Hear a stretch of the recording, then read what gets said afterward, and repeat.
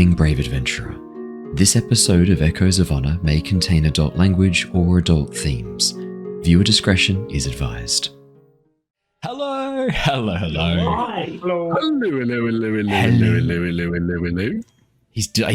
That's over budget. I haven't accounted for that many hellos in the KPIs. I'm gonna have to up your budget. That was too British for you, sorry. Yeah, that's way too many. We're gonna have to talk about this at your performance review. Hello everybody, it's wonderful to see your gorgeous faces.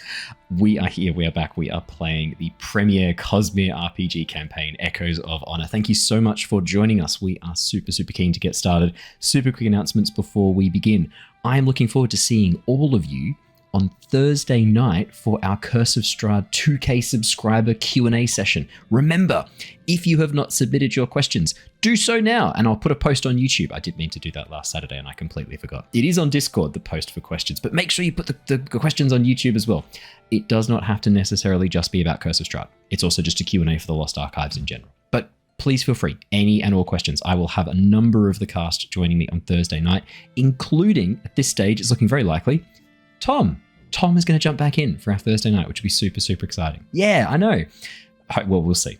Has submitted a question. Who was the best character? Answer, definitely Theo. I mean, thank you for your question and answer, I guess. We don't need to answer it now on the Thursday night. You've done it for us. Legend. We should probably cover it, just to be sure. It's rigged. That's it. But yeah. I mean, would people lie on the internet? I don't think they would. No, you're right. It's a place of sacred truth and nothing else. And I would say kindness. Sacred truth and kindness is how I would describe the internet. In a single phrase.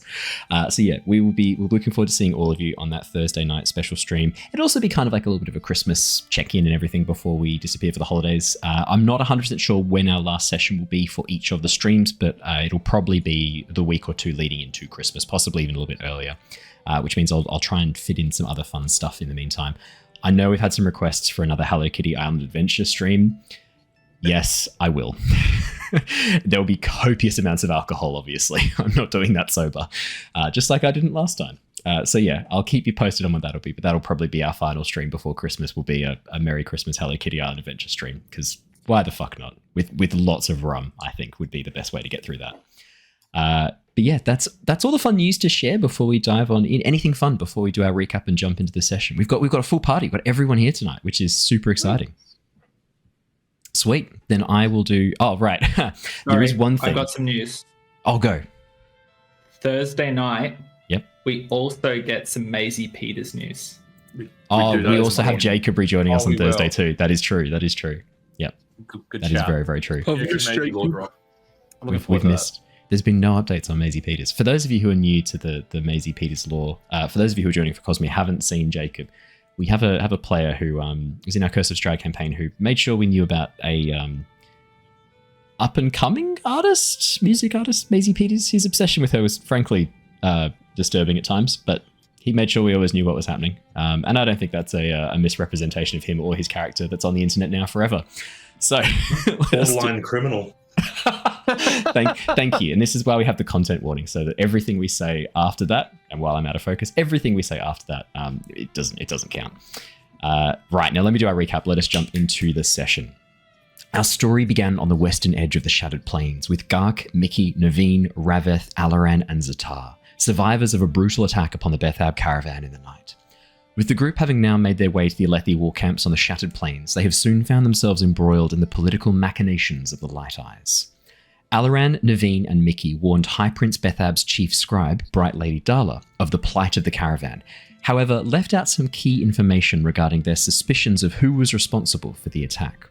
Meanwhile, Gark accompanied Shin merchant Tazo through the outer market and met with Tazo's master Exio, agreeing to work with the duo in retrieving a stolen gemstone able to hold Stormlight almost indefinitely.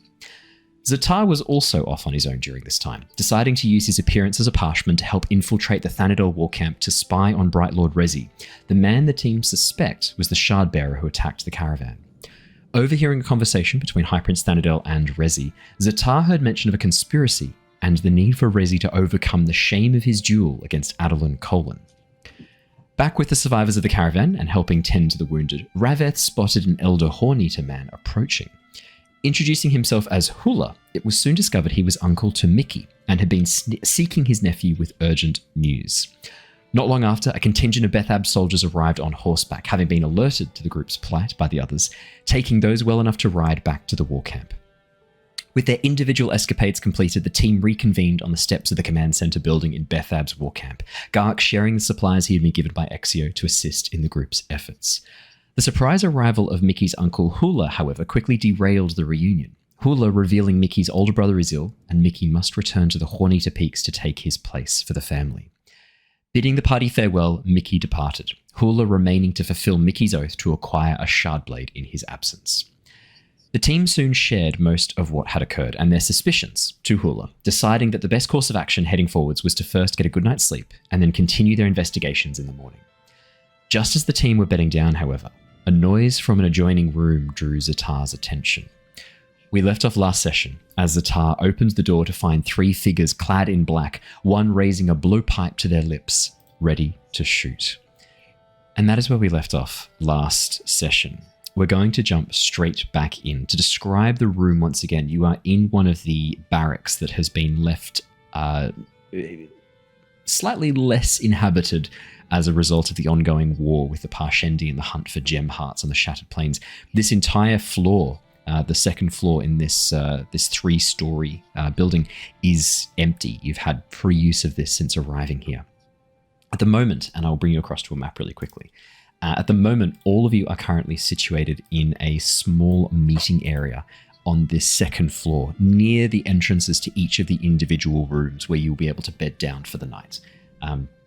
Ztar has moved slightly further away, heading up towards the north to investigate the sound he heard from that adjoining bedroom. This room looks like its window looks out over the back of the barracks area into a training yard below. And where we left off, Ztar, you had opened the door, which we have doors that you can interact with on this map now. Fucking love Roll20. That now open to reveal the inside corridor. That's actually, I do have some exciting news. Roll20 are doing a sponsored episode for us, so I'll have some news about that too. They're giving us 12 months master tier subscription, which we already have, but it gives us 12 extra months. Yep, I know. It's great. I've got some news about that. I can share this now, but I have some more news about it later. But it's really exciting. Thank you, Roll20. I know it's like, they're like, oh, can you like highlight how you would use Roll20? And I'm like, that's every stream. Literally every you don't have to give them the shout out before. Happy to give it to them. Nah, fucking love it. I've always been a big fan. I'll always give them a shout out. Let me bring us across to the map. Here we go. And this should hopefully, look at that. Yeah, so I can see the names on those tokens, so I guess we don't have to worry about whether they're bad guys. I've given them the name assassin because that's the stat block that we're using. The figures, as the door opens, the figures are dressed head to toe in black. Bandages almost wrapped around that are stained this ashy, sooty grey black. Only their eyes are visible. Their head completely bandaged, hidden from view. And as you open the door, Ztar, one of the figures pulls a blowpipe and fires. And that is where we left off last session. We are going to be jumping straight back in and into a combat encounter. So, this will be Rory's first combat encounter. Yeah, also mine, and actually. Matt's. And also mine, yeah. Yeah. Okay. This is exciting. So, I'm going to chuck on some music. The way that combat works in this is fucking awesome, and I really, really like it. Let me get some music going. Let's do, I think Warcrown _ is my favorite for tonight. Yeah, that's perfect. That's exactly what I want. I'm just going to move my camera a little bit so I'm a bit more centered. Awesome. Okay, so what I need each of you to do, I'm going to bring open the initiative tracker, but the way that it works in Cosmere RPG is a little bit different to what you might be used to in D&D. So what I'm going to do is add a turn for each of your characters.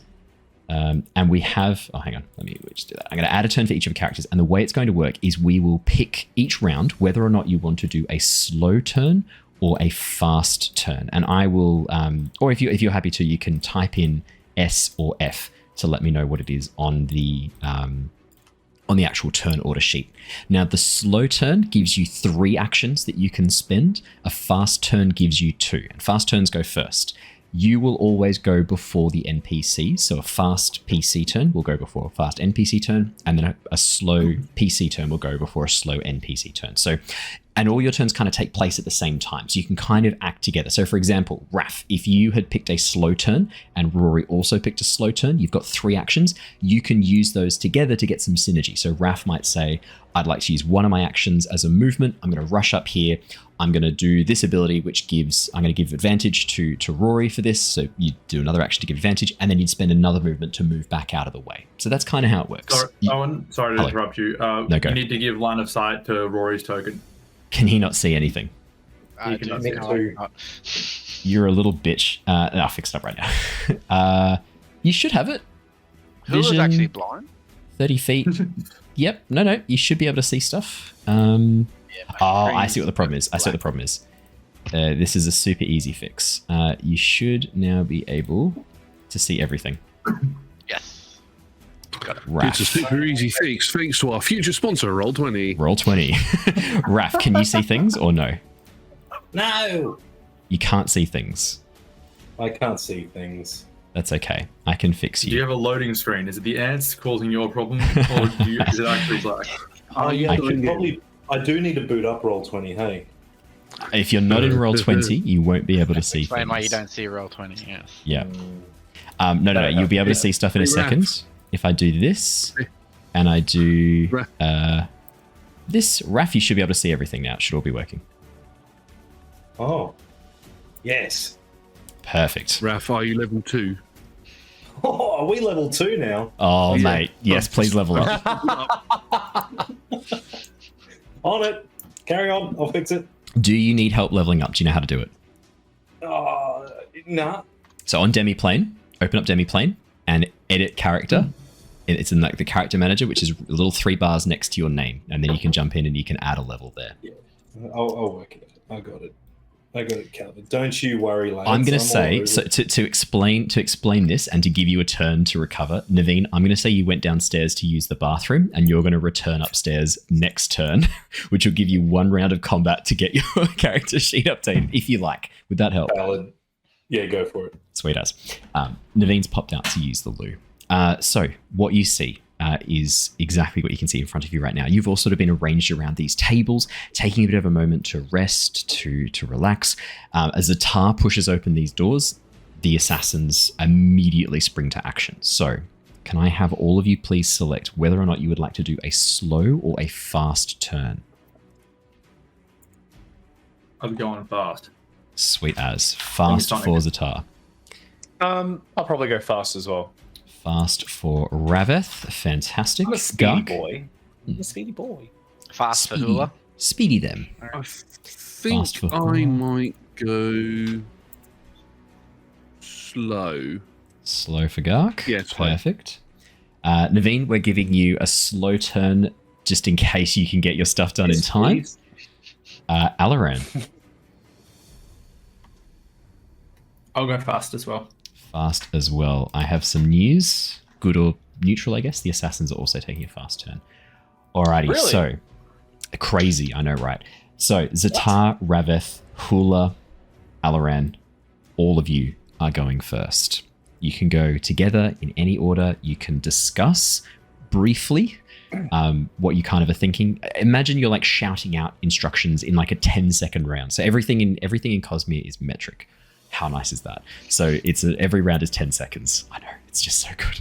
Oh, that's To be fair, D&D was also in seconds. That's 6 one they do. seconds. I know, Yeah, but it's feet and it's bullshit like that. yeah. Well, I guess, none of you would probably be aware that these guys are even here. So I guess first port of call is Ztar will probably alert you all to that, and then I'm going to attack them straight up because I can see the obvious threat. So it probably makes sense for me to go first. I'll stab them. If you guys then just get your ass up here, I'll probably stab and then back off. Is it like move's just an action, right? It's not like D&D where you have like a movement pool. Move is an action, and you can do it as many times as you want. It's one of the only actions you can do multiple times. Oh, and I should say reactions. Your reactions refresh at the start of your turn, and you immediately get them at the beginning of a combat exchange. So you've all got a reaction. So if I wanted to step in to attack these guys, that would be my move. It's an action to move in, yes. So, well, then I'll step into the room, attack them. You guys just come back out. I'm not. Who's actually going to back me up here, or are you guys just going to let the parchment die? No, I mean, I would probably, if you alert us to the presence of assassins, I think Rav-eth would probably spring to action. Ah, shit! There's assassins. Let's a bit more in character. Ztar, what do you say? There are assassins. Rav-eth. Do you say it There with that like are neutral assassins. tone? That's the rhythm of despair, obviously. Oh, okay. I would have noticed. assassins. I've been struggling to do it as a person, but a lot of Ztar would have been relatively monotone and neutral just because of the time spent blending in as Parsh. Okay, that makes sense. Yep. Nice save. Cool. Rav-eth will turn to the party. Okay. And pull a dagger and move 30 feet to, I guess, where almost Ztar is. So I think that's... Well, yeah, so I'll go first, then Rav-eth, then... Yeah, if Ravet's going, Hula would probably follow him, because I was a bit suspicious on Harrison initially, but if everyone's doing it... On Harrison, like what about Ztar? I was suspicious Ztar, on sorry. you. You're going to be suspicious on me. Yeah. If someone's just standing in a doorway and like, assassins, you'd be like, this seems like a trap. Ah, perfect. There is something I will reveal. As you get up to that point, Rav-eth, as you get to that point, you can see through the window behind you. You can see another black-clothed assassin standing on a ledge outside the window in that area there, ready to I attack. can see that. Dagger clutched in their hand. They're currently wedging the dagger to open up the windowsill silently. It looks like this was going to be a full ambush that Ztar has actually successfully interrupted. Well, actually, from my position, even if I move up a little bit, I don't think I can see any of the assassins in the corridor at the moment. Ztar, I can see you've that moved... assassin by the window. Yeah, Ztar, you've moved into the room, haven't you? I'll enter the room and You're there. Okay. Yeah. I'll probably go on just to there to keep. No, stop moving me. It's not me. That's not me. That's not me. I swear that's not me. Oh, Okay, I swear to God, it's not me either. Well, yeah, so I would just move there to keep the wall to my back so I don't get surrounded, and then I'll walk in and then I assume this one in front of me was the one with the blow dart. Yes, exactly right.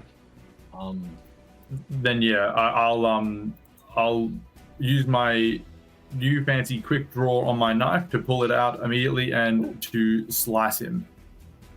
Fantastic. I will probably also, because I don't have enough movement to actually get into combat, I will alert the party to the presence of another attacker. There's another one by the window. There are I hit more. 19. 19 will absolutely beat their physical defense. Cool. I'll roll So some that is damage. going to be... I think it's already done it. Oh, that's so 7. Yeah. And then my Perfect. new thing also applies deadly, so I think I can spend a focus. I think it is to give them an injury immediately. Correct. So, we should talk about injuries. So injuries are really interesting. So yeah, let me know if you're spending the focus. I'm guessing you are. Yes. Okay. Injuries are really interesting. Injuries. So obviously in D&D, we used to use an injury table for rolling this kind of stuff. In Cosmere, they've kind of got a different version of it.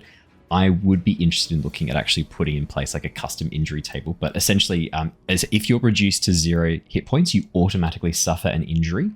And if you take damage at 0 hit points, you automatically suffer an injury. That is something that applies to you and to NPCs, just so that you are aware. And when you suffer an injury, you must make an injury roll. The injury roll takes into account things like your armor. So it's a d20 plus the deflect value of your armor, plus there's some abilities that can make injuries a bit easier to sustain. And you also then subtract 5 from the roll for every injury that you already have. So once you're injured, it is very easy to sustain more injuries. If your total score is -6 or lower, you instantly die. So that's how the dying works. That's how the dying works. And so the more times you're stabbed when you're down at 0 hit points, the more -5 penalties you accrue, it gets to a point where death is almost guaranteed. I don't mind it. An injury now. This guy has an injury. So what I'm going to do is I'm going to roll an injury check for him to see what he gets. Actually, tell you what, let's make this fun. Haz, can you roll the d20 for me? I can. I love rolling d20s. 11. 11 plus his deflect value. Okay. He is going to suffer a shallow injury, a temporary injury with a duration of 1 to 6 days. Oh, sorry, of 1d6 days. Could you please roll a d6 for me? Not that this really matters. He's probably going to die, but just for the hell of it. And can you then roll me a d8? Oh, this is 5 days. Wow. It's a working week. And one on the day. One. He is exhausted. He has a -1 to every test result that he makes. Wow. Cool. So that's Sucks pretty to be rough. that guy. The Yep. ability coming in clutch. That's it. Fantastic. That is brilliant. Question. Yes. Did we establish if the blow dart hit Ztar? Or did It hasn't. not? It hasn't. I was doing this like to indicate, but they were I'm both. so fast. They were both equally surprised. You like It was swatted in it out the of the moment air of and- describing. That's their turn preemptively. I was doing it kind of set the scene. They're both surprised. Like, so Ztar didn't get like a surprise round because, I mean, you weren't expecting to actually see people in the room ready to attack. They didn't expect you to open the door and suddenly interrupt them. So it's kind of like, that was just to set the stage for the initiative. They haven't technically had their turns yet. So it wasn't like they like sprung an ambush No, and if- actively shot. It was like we stumbled upon the ambush. If Ztar hadn't heard them, this would have been an ambush situation, which would have meant they got a whole round of combat before you. Good job, Ztar. So you did Well well. done. Cool. Ztar, I think that's 2 of your actions. That is you done. Rav-eth, I believe you have another action. You said you were going to make an attack potentially as well. I don't think I actually can. I mean, I could throw my dagger, but I don't really want to do that. I can't really attack I can't while I've moved or I've already into the space. So I think I will just brace myself, I guess. I mean, there is an attacker at the window, but there's also attackers in the room that the Ztar's in. So I'm going to just brace against the wall and just sort of try and not die. 100%. So brace is essentially giving you, giving attacks against you disadvantage. It's kind of like cover. It's kind of like cover in D&D, but a bit more active. You have to kind of like choose to do this as an action. I would say that like maybe I would probably like rather than like because I'm pretty well protected if I go to the right hand side of the hallway, but against the ones in the room. But there is also the attacker at the window that he's worried about, so he probably would actually sort of press up his body up against the left hand side of the hallway. If you wanted, you probably would have had enough movement to sort of open this door and kind of move behind that door there a little bit if you wanted. That would be absolutely fine. 30 feet would get me to just there. I've already moved all the way from the bottom up, so it's. Oh, each of these should only be 5 feet. Oh really? Yeah. Meters or feet? Well, meters. I've got to adjust this so it's in metric because it defaults. But yeah, For technically, all your big talk on the metric. Yeah, all the. I know. Yeah, so far, I've seen. You're an I- Imperial only fanboy at Imperial. heart. I hate the Imperial system. I'm forced to You're use right. it. Actually, can I just? That's a good question. Can I just change it on the fly? I probably can. Let's see. You're right. I could actually get to the doorway. Here you go. Done. Each square's a meter. Boom. Fixed it. There you go. How good is Roll20, everyone? Roll20 is Roll. so good. It's funny. I also genuinely, I'm there like, wow, that was really easy to fix. I had a little moment there. I was like, well, that's pretty easy. There you go. You should now be able to see accurate. on the character sheet, it is 30 feet though, so That's how annoying. does that It should be convert? meters. I thought it was only meters. on the Cosmere Nexus character Yeah. sheet, it's 30 feet. All right, I'll put it back in feet then. Sorry. Or No, that's we okay. just all individually move 6.096 meters. Yeah. That sounds super easy. All right, there you go. What's the square supposed to be? 5 feet, isn't it? There you go. Fixed it. Alrighty. Ztar and Rav-eth. How that is easy to both- change back. Wow. Both of That's your so good. both of your actions.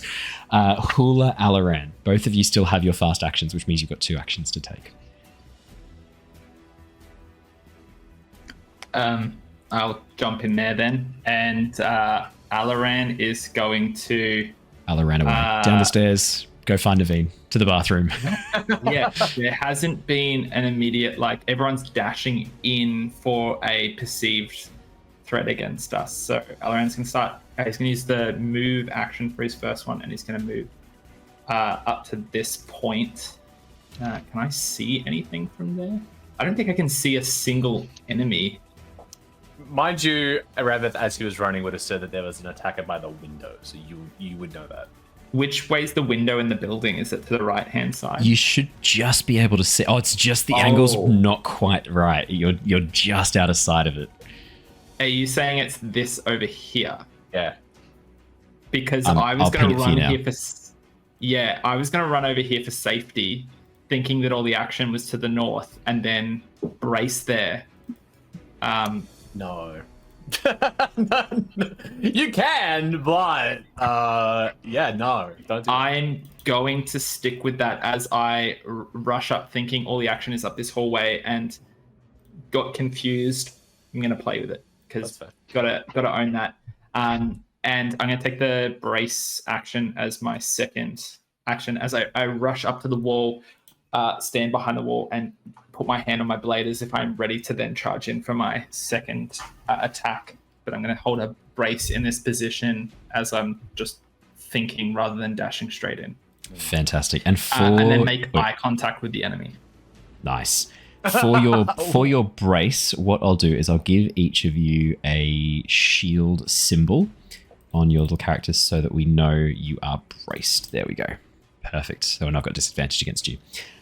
Hula, you've still got 2 actions as well, my friend. So any questions? I know we're throwing you in the deep end with combat in your second episode of Cosmere, but the way it kind of works is you've got the list of actions there on your character sheet. There are a whole bunch of standard actions that you'll always have access to, like just main weapon attack and things like that. There's also special actions that you get as part of your heroic path and your talents as well. Yes. So, Hula would also likely be trying to run up to get a look in the room. How do I move him? Because I've clicked something and it doesn't let me do that anymore. You should be able to click on your token, and you can use the arrow keys or just your mouse to move him around. And so I'd be able to get about here by the same thing from where I am? Yeah, so you've got what's your speed? I think you've got 20 feet, so you could get up to just behind Ztar, between Ztar and Alaran would get you right there. Yeah, okay. I'll do that. So that'll be Awesome my movement. I haven't got the fullest vision of what to do there, but I have the decisive command, which allows me to spend 1 focus to give an ally within 20 feet a D4 command die. Correct. That they can add. So seeing and probably hearing Ztar's actions in that room, I would probably be trying to yell reassurance and instruct him in that manner by giving him an assist on his next turn. Now, I'm going to put you on the spot, but you're welcome to tell me to fuck off. What would you say in character? You don't have to be, I'm throwing you on the spot. You can say, no, not yet. I'm not ready for this level of spotlight. But what would Hula say? Hold the line. I'm coming, boy. I don't know. Love it. That's fantastic. Scottish or Russian. The pitch is go for in between, because go for in between. Yeah, it's kind of a bit of column A, kind of a bit of column B. Hold the line. I'm coming, boy. And awesome. Then, So decisive command. Can you tell us what Ztar gets? He gets. I think I rolled that correctly. A 2. He gets a 2. That he can add. Correctly. I believe that he can add. Is it to any test? Yes. Yep. Fantastic. His next test. His next test. Brilliant. Was that me who got it? Yeah. Yes. So I think that counts on defense or attack. Alrighty. The assassins are going to take their turns. The assassin that is currently engaged with you, Ztar, is going to immediately use their strike against you. They're going to use their blow dart. It is normally a ranged attack because you've rushed up and closed the gap. It means they're going to have disadvantage on this attack. They already had the blow dart out. They were ready to go. That is going to be... I'm going to roll it in here, sorry. Does a 14 hit you? That's against my physical armor class. Is it meets it beats it? It is meets it beats it. Then I would like to use my command die. Oh, okay. What would you like to use your command die for? Right. That's not how that works. I can't put it on. Nothing, I guess. I'm an idiot. Yes, it hits then. You might have some reactions. Do you want to check and see if there's any reactions you want to use just before we go any further? I know we're all used to... There are some that let you spend focus to make it harder to hit, things like that. Oh, I could do the dodge, but I mean, I'm going to keep my focus for other stuff. No, I'll just cop it. Yep, that's okay. That's just what I wanted to double check, because we're jumping into this. It's fairly new. That is not a problem. In that case, then it's going to be...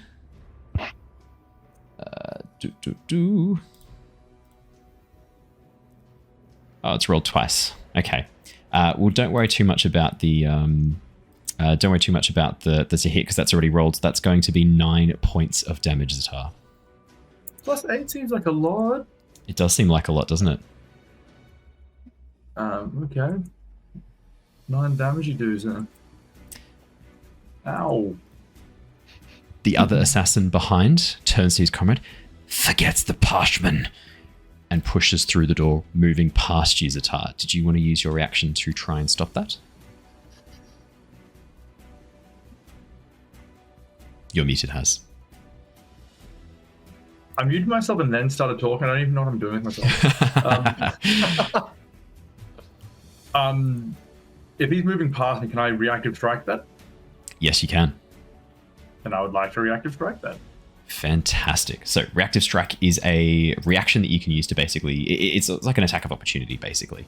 Don't even worry.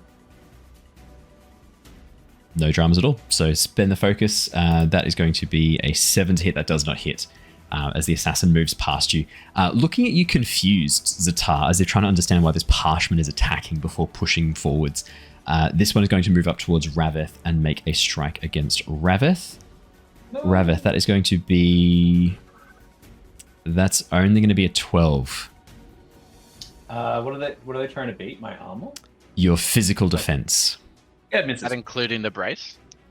I've got a roll disadvantage. Thank you very much. Thank you for reminding me. That's why we put the symbol Very good. on. That is going to... No, that's a 9. That doesn't hit. Oh. Has that is actually... I've just double checked that. Sorry, it's using the base level assassin. I'm using a version that I've modified. Please give yourself 4 additional hit points. It should only have taken 5 off, not 9.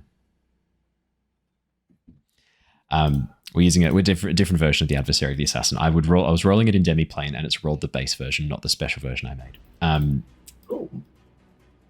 That is going to be his movement.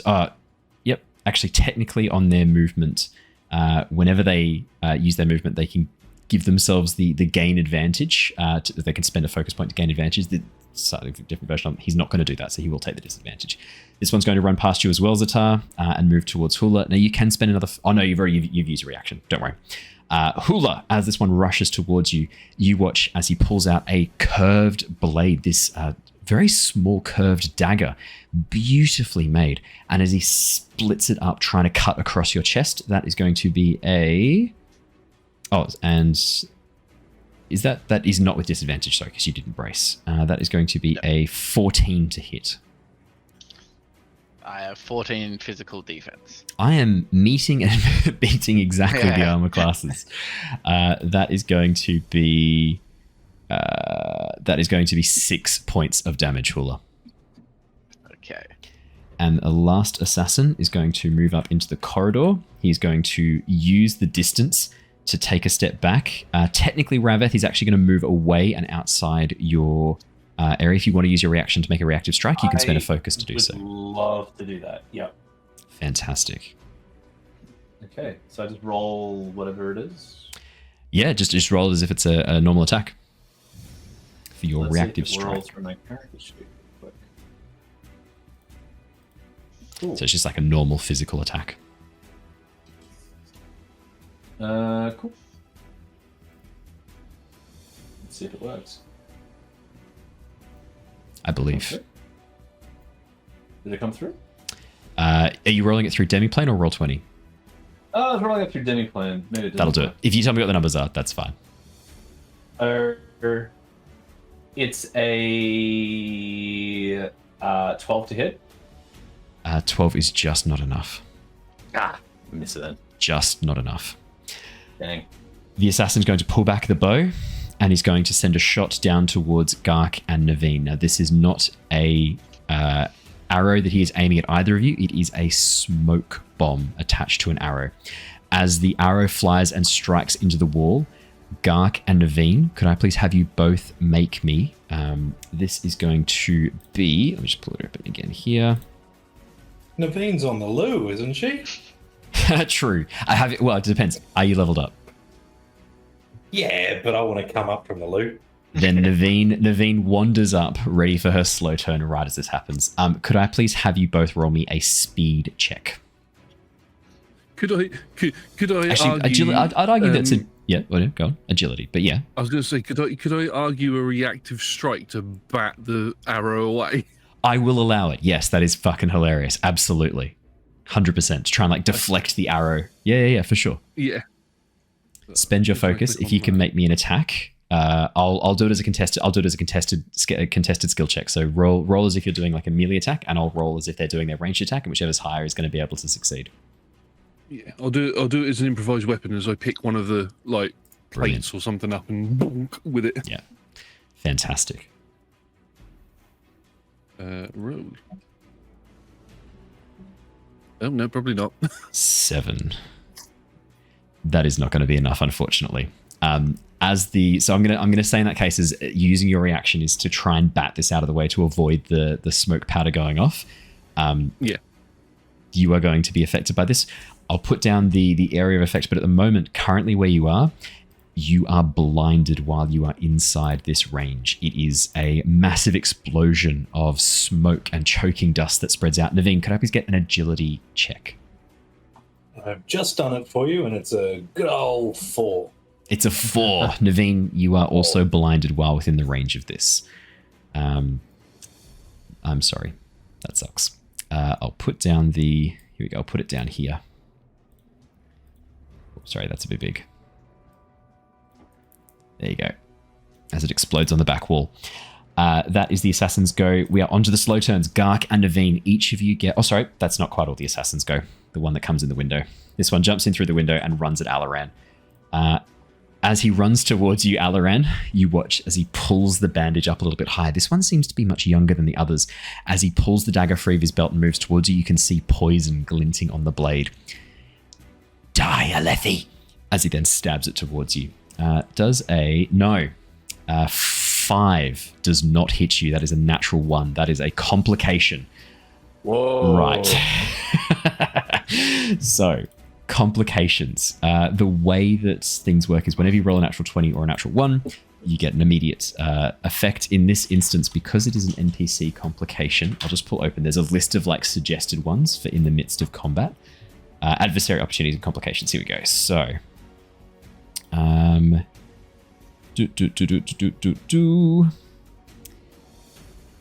I'm going to say the adversary loses their focus out of the affected ones. I think that's really good. That takes away his ability to give himself the advantage. As he goes to strike at you, Alaran, he misses, dropping the dagger. As it slams into the wood, you duck out of the way just in time, causing the blade to chip. As it smashes down into the ground at his feet, he has to drop and try and pick it up. He loses his focus. That is his full turn. Gark and Neivien, it is your slow turns. You both have 3 actions to spend as you see fit. Nevien's going to stumble away from where the arrow impacted. Kind of, she's just got back from the loo. She hasn't even had a chance to pick up her gear again. It's all probably near her seat at the moment. So she's just going to stumble away from everything and hopefully stumble outside of the range of the darkness there. So, to get yourself out of this darkness, I'm going to get you to roll for me. This feels like it kind of falls underneath presence, right? Trying to keep yourself calm in the moment as you move through. I'm going to say a discipline or a deduction check. Discipline to try and steady your mind, calm and get out. Deduction to figure out where you are within this smoke powder bomb range, within this smoke cloud. Nevien's not very disciplined. I think she's probably going to try and deduce what the fuck's going on. I suspected that might be the case.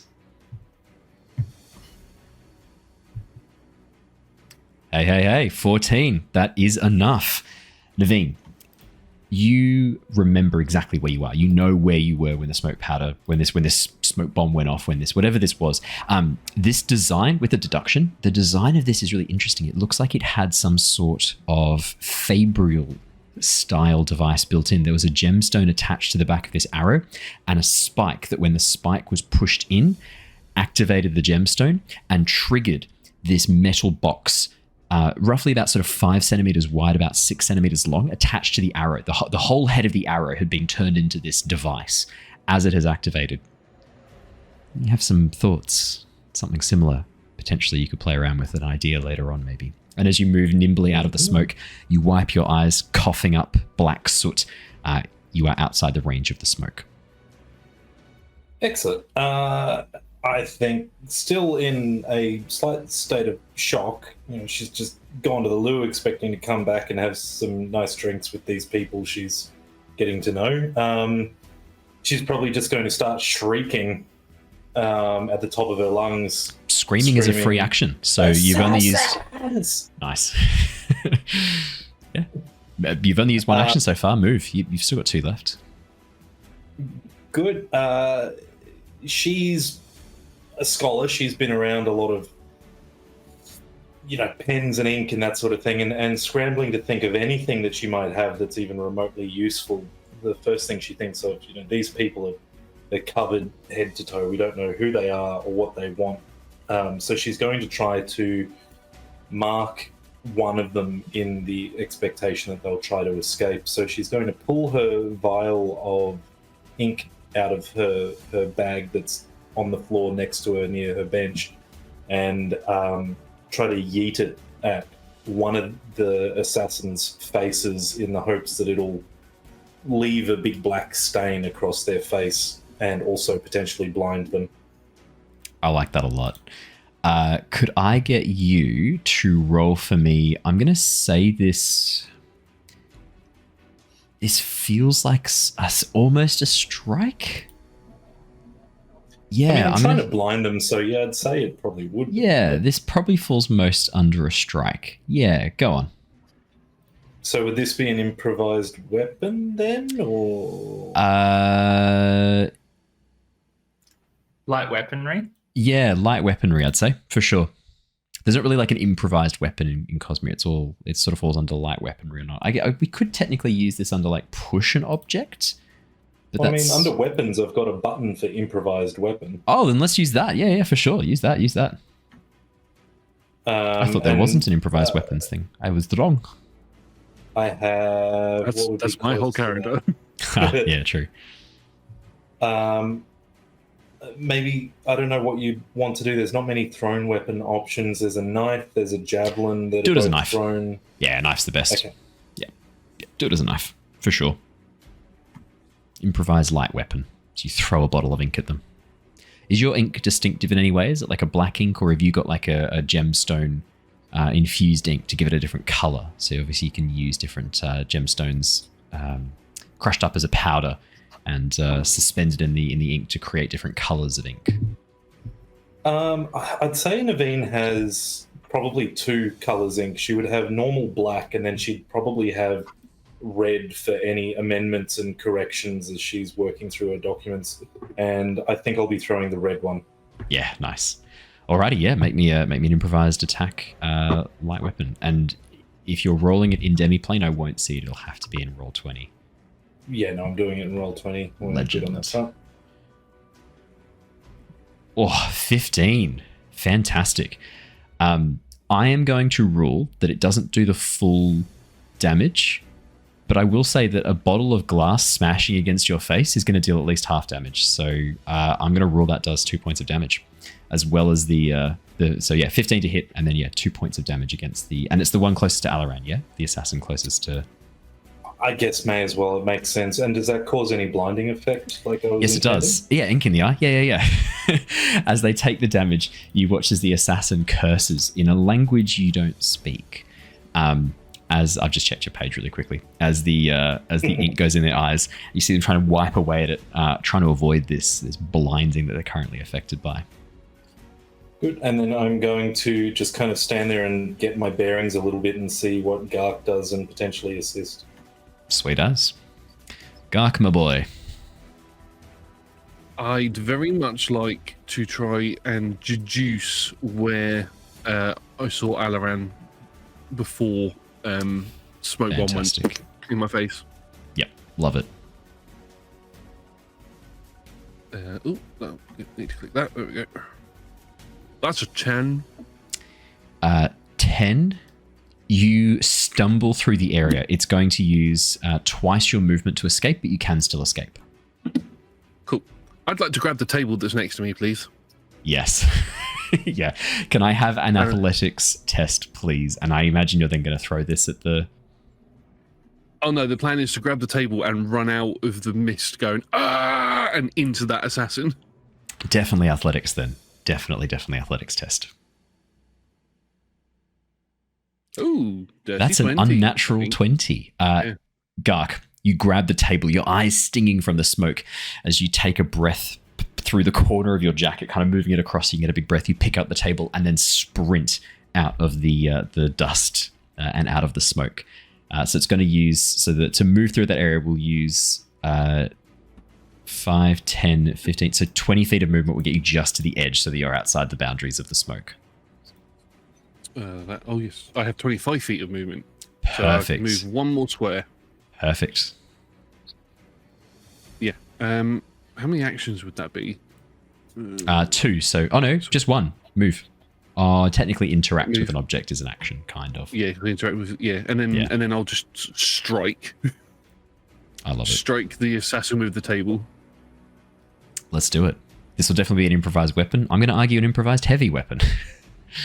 Ooh, I will use my hammer for that for the minute. Perfect. Roll that. I think that's why I had that there before. Ooh, I did it on bloody demiplane because I had That's that open. okay. That was a 19. There is some good news on that front. It is likely not too far away that they will be merged into one place, demiplane and Roll20, which means we'll have everything all in the one spot. How good is Roll20? I know, right? Should Raph be in charge of our public relations? Should Raph be our PR guy? Yeah. That seems like a really good idea, given that Raph is the origin of the content warning that we have at the beginning of every single episode. That should be your sponsor spiel, shouldn't it? It should be, are you logged into Roll20 like I should be?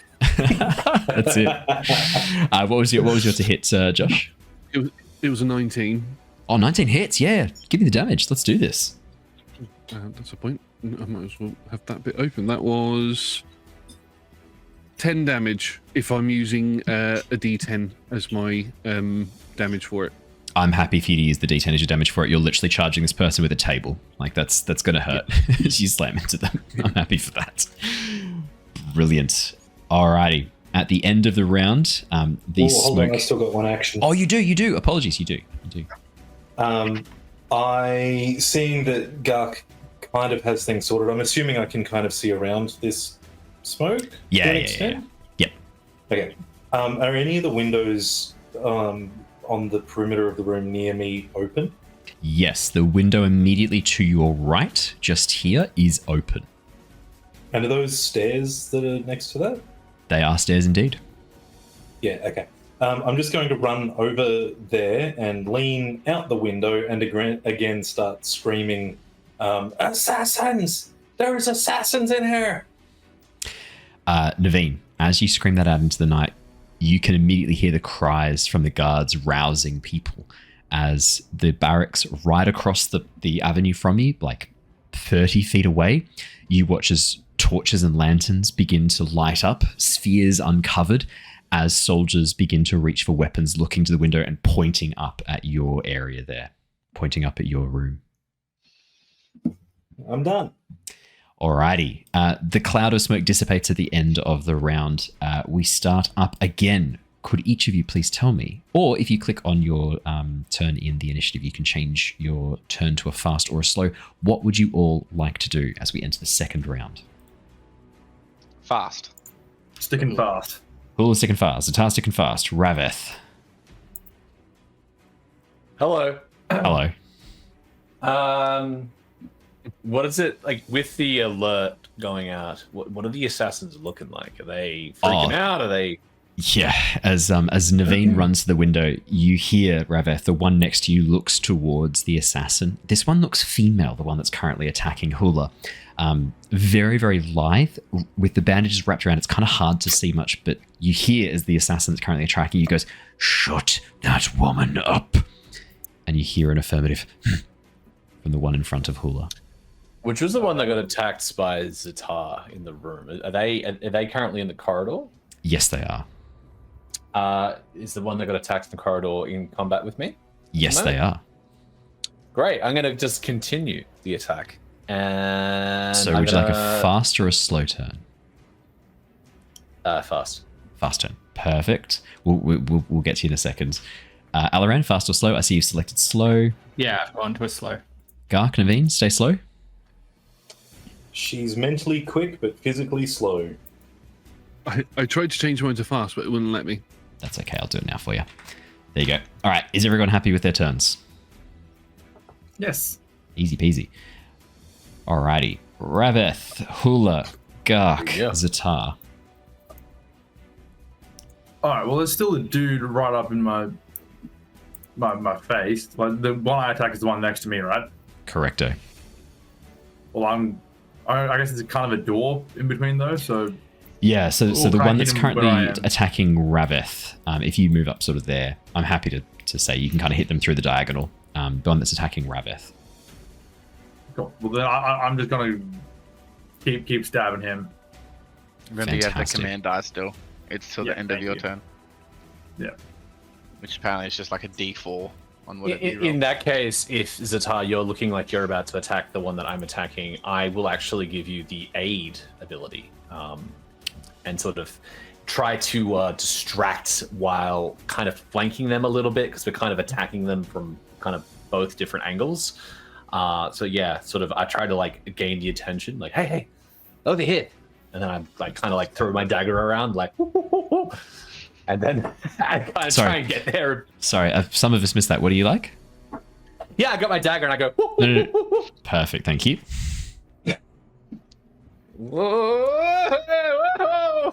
Amazing. All right, Thank cool. you. Thank you very much. So you'll help me stab, I'll stab. Yeah. Yep.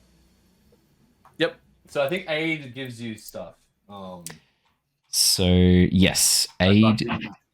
I believe aid gives you a. Where are we? You get reaction. So before an ally makes a skill test, you can use this reaction and spend a focus to grant them advantage on their test.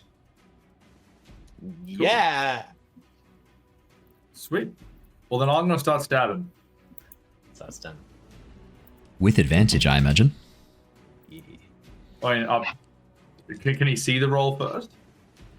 The aid applies to it's like an action you take as someone's making a skill test, so you do it with advantage. Yeah. Or do we can advantage the damage, right? Yeah, that's true. That's exactly right. You can advantage any dice. Oh, that's a good point. Does that apply to on their test? Aid unfortunately isn't on. It's just on the test rather than the damage. Cool. Then yeah. Are you happy for me to do with advantage? The command one, he says he can add it to any die that's not Yes. a plot die on his turn. Cool. So- Well, then I'll hold that until I see if this hits. If it doesn't hit, I'll add that to that. If it does hit, it's going on the damage. Command is kind of like Bardic Inspiration, Sweet. if you wanted the equivalent, which Alright, means whereas, the like, leader. Are you happy to use that is the focus best point class. to give me advantage? Matt, You're did you good still to use want the to? focus point? Yeah. Cool. Alright. Yeah, I don't mind. I don't know. Oh. I hit roll with advantage. I don't know if it did, but If we hover over, it should show. It should show what it rolled to do it. Where are we? Look, just in case it didn't, do you want to just roll it again? Sure. That way we can see. I'm happy for you to do that in future, rather than doing the roll with advantage. Just roll it twice, and we'll that way we can always see what all the numbers are. well, I got 23 to hit. Definitely take the 23 to hit. 23 definitely hits, which means it's going to be 8 points of damage. And I'll add the D4 to the damage. Fantastic. Another 3. That takes it up to 8 points of damage, and that's against the one engaged with Rav-eth as well as you, or the one engaged with Hula as well as you. The one up on the diagonal. Yep. I think You I got was 11. already stabbed in the back. 11 Yep. points of damage with the +3. Yes. Yeah. Apologies. You're right. Yeah, Yep. Sorry. No. Absolutely. I was looking at the dice number rather than the total amount. So yeah, 8 plus 3, 11 points of damage as you stab this assassin in the back, giving them good reason to regret ignoring you, Ztar. I still have an attack as well. Just a quick question: did anything go bad if I run out of focus points? No, you just can't do things that require focus points.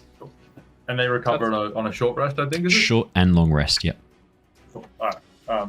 Don't need to be too shy about using them, but I think I'll hold on to them for now. All right, cool. That's me done. I have a second attack. I'm going to use it to attack with my knife. Fantastic. Let's see if it does anything. Ztar, you've still got an extra action. Did you want to use your action to give Rav-eth advantage? Oh, You can both help each other. Yeah.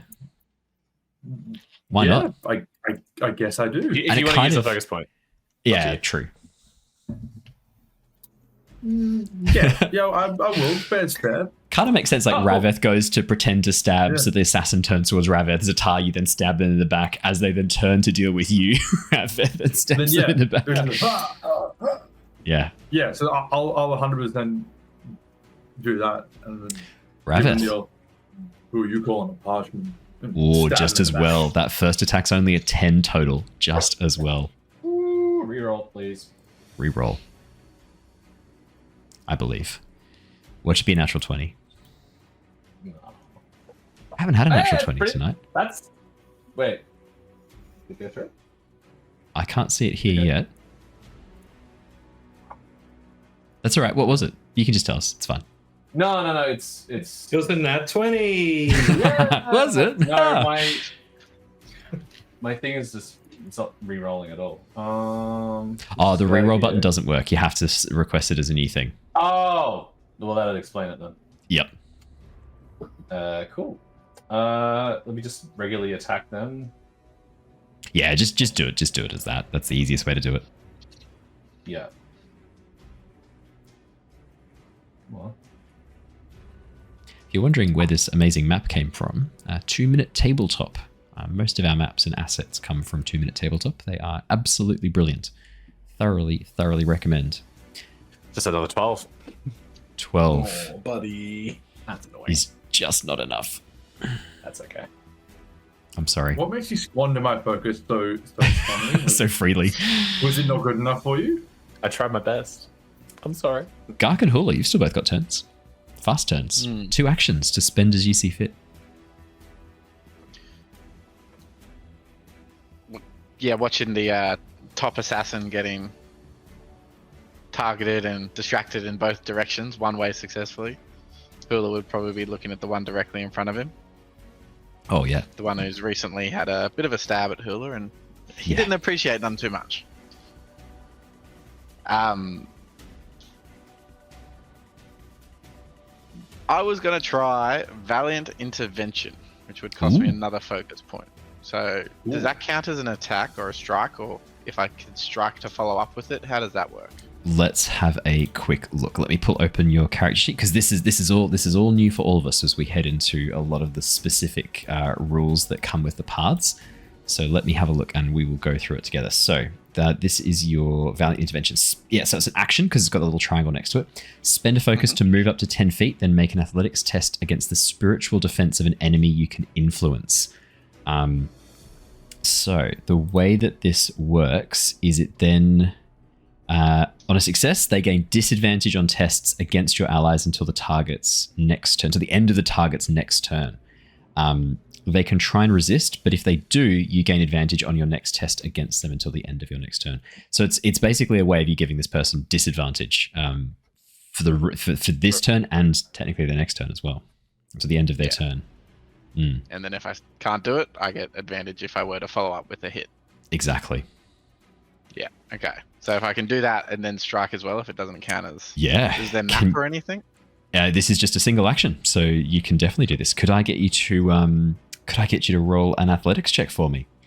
You get a +6 to this. Absolutely. I'll take the 1 off the focus, and I will roll the athletics. I've got to say, it's nice having all of your character sheets just there that I can then minimize and hide away and then just pull open when I need to. It's really nice. Like I'm just appreciating how nice that is. Like, How good is Roll20? not what I was going for, but so true. Very good. Let's have a peekaroo. That is a 24.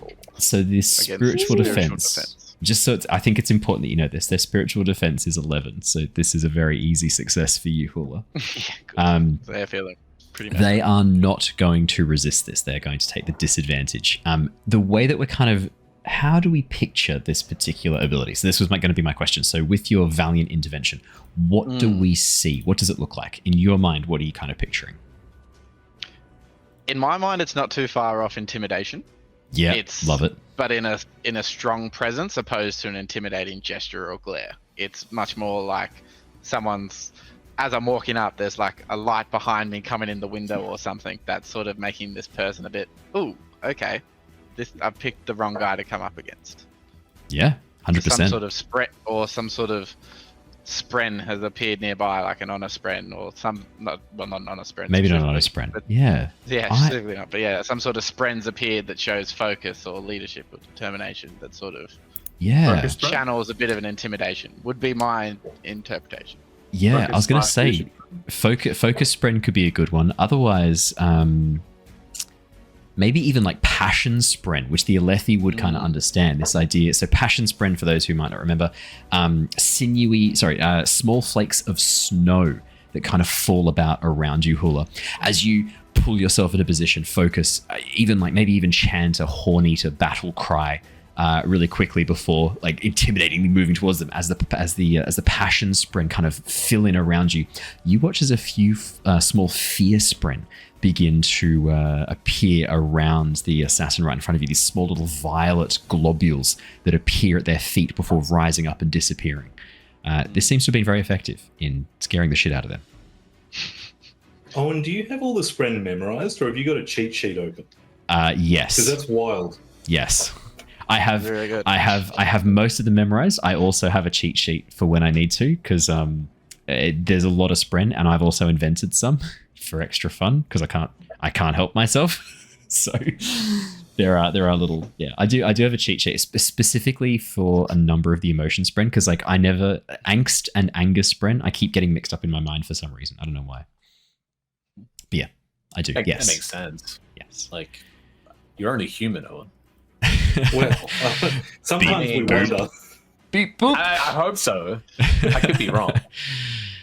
I did fail a fucking prove your identity check today. I didn't select the right stop sign, so I don't know. Maybe not. I can't even say what they're called. I'm programmed to ignore them, so I can't even say what they're called. I had one once that was pick the ones without stop signs, and I just couldn't figure it Automatically. out. I got locked out. Yeah. I've done Processor that. just. Yeah. I locked myself out of an account doing something like that. I didn't read it. I just assumed I was like, I know how these work. I'm human. I failed it twice. I was like, I don't know what this means. Amazing, Hula. You still have 2 actions left. 2 or 1? 2, because you did a slow turn. So this is 1 action. Oh, sorry, no, you did a fast turn. Sorry, you did a fast turn. So 1 action left. Yeah, apologies. Cool. So then, yeah, I'd probably be trying to strike him off the back of that. Yeah, go so for I've it. got my axe with me. How do I roll the axe? Given that a lot of the Horneater culture is kind of Celtic and Highlander inspired, do we want to say your axe has some kind of like some pattern, maybe like a triangle pattern motif etched out of the blade itself, giving these like hollow points, Like a Celtic knot. Yeah. Or or a Celtic knot. I love a Triskele as much as the next person, so Yeah. That sounds pretty awesome. fantastic. As you It's not like bring it's in our logo or anything, right? yeah. I'm not obsessed with the Celtic knot work. Make me an attack roll and make a strike. So does he have disadvantage to this? Because it says against your allies until the end of his next turn. So you have a normal attack. He has disadvantage to attack you and your allies. as a result of your valiant strike. Yep, cool. So it is a... Technically she. This one does appear to be more feminine than the others. So heavy weaponry plus damage. I think I did this right. Perfect mundo. Cool. So that would be 17 absolutely hits. That's going to be 9 points of damage. Absolutely amazing. That is awesome. Nice. But yeah, Very. and that would be my 2 actions. Very, very nice. Gark, I believe you still have 2 actions. I do indeed. I'd like to start off by using a free action to look at Alaran, and I'm going to go, my lord, could you please assist me in knocking out this Kremling? And I'm going to use 2 actions to use the table to grapple the assassin. Oh, nice. Nice. Alaran says certainly as he sees you like charge in and try to pin the assassin. That's funny. Let's see how this goes. That's a 16. 16. So grapple is a contested check. I'll roll for their attempt to grapple. To prevent the grapple. I believe they can choose to use either athletics or... Just make an athletics test athletics. against... No, you're right. Against physical defense. of the That character. hits. Yeah, apologies. That definitely hits. 16, 100% hits. As you slam the table down, pushing them underneath it, I'm going to say they are absolutely grappled under this table, Gark. Yeah, they're restrained. Haha. Nice. That's it. That's my turn. Fantastic. Fast assassins. There are no fast assassins. They all took slow turns, which takes us to the slow turns. Alaran, Neivien, and the assassins. Alaran and Neivien, you were both first. I'll follow up from Gark straight after that because it feels timely. As after the failed attempt from the assassin to first attack me that chips the blade, and then Gark comes in with this table, and I can see this happening. Alaran takes a breath, a moment for his slow turn, and waits for that opportunity as Gark comes in, charges in, and attacks them. With the creature grappled, I'm gonna use potentially multiple attacks with my side sword as my side sword now comes out. Just keep in mind, you can only ever take each type of action once, except for move. That's one of the exceptions. So you'll be. Okay. It's worth picking other potential sources of damage if you can. That's all right. All right, cool. Well, I'll start with the side sword attack. Can I also just check, does blinding mean that attack would be at advantage? 100%. He's got disadvantage to attack, and he's got advantage on the attack. Absolutely. So yeah, advantage on the attack. Grappled and blinded. So grappled, restrained in this is just movement speed becomes 0, and they have disadvantage on all tests except for those to escape the grapple. And you've got advantage on this attack because of the blinded condition. All right. I'm going to make a side sword weapon attack. And I'm going to roll...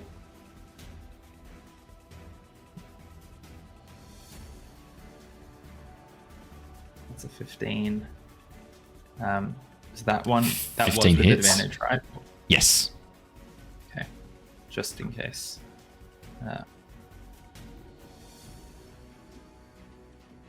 17. 17 absolutely hits. We'll take the first damage because we'll take the first damage. 7 points of damage. Alaran, how would you like to do this? I think in this moment with this assassin here, and knowing that like typically Alaran's style of fighting would be thinking around disarming, poisonous blades. The attacker is pinned down, and my focus is to essentially slash their hand in a way that they cannot grab their blade and pick it back up and like essentially use it to disarm them and know that they are not moving anymore. So maybe the side sword even stays across the flesh of their hand or their arm in a way that like if they continue to like engage as they are conquered, like it's more like a noble surrender the jewels, because even though these are assassins attacking us, his first instinct is to pause here because you have conquered your foe, like out of dueling etiquette, before he remembers where he is. I guess I got 2 more actions to take. I look across to Neivien, like trying to gauge what Neivien is doing, and I call out to Neivien using my, what's the reaction for speaking? Banter.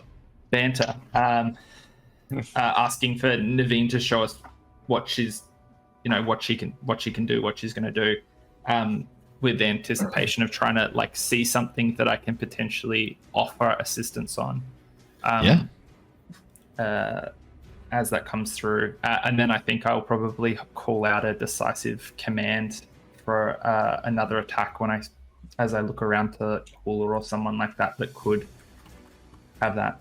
But I just want to wait and see what Naivien's doing first. In case because if Naivien's going to do some attacks, be good to give it to Neivien. Yeah, for sure. Yeah.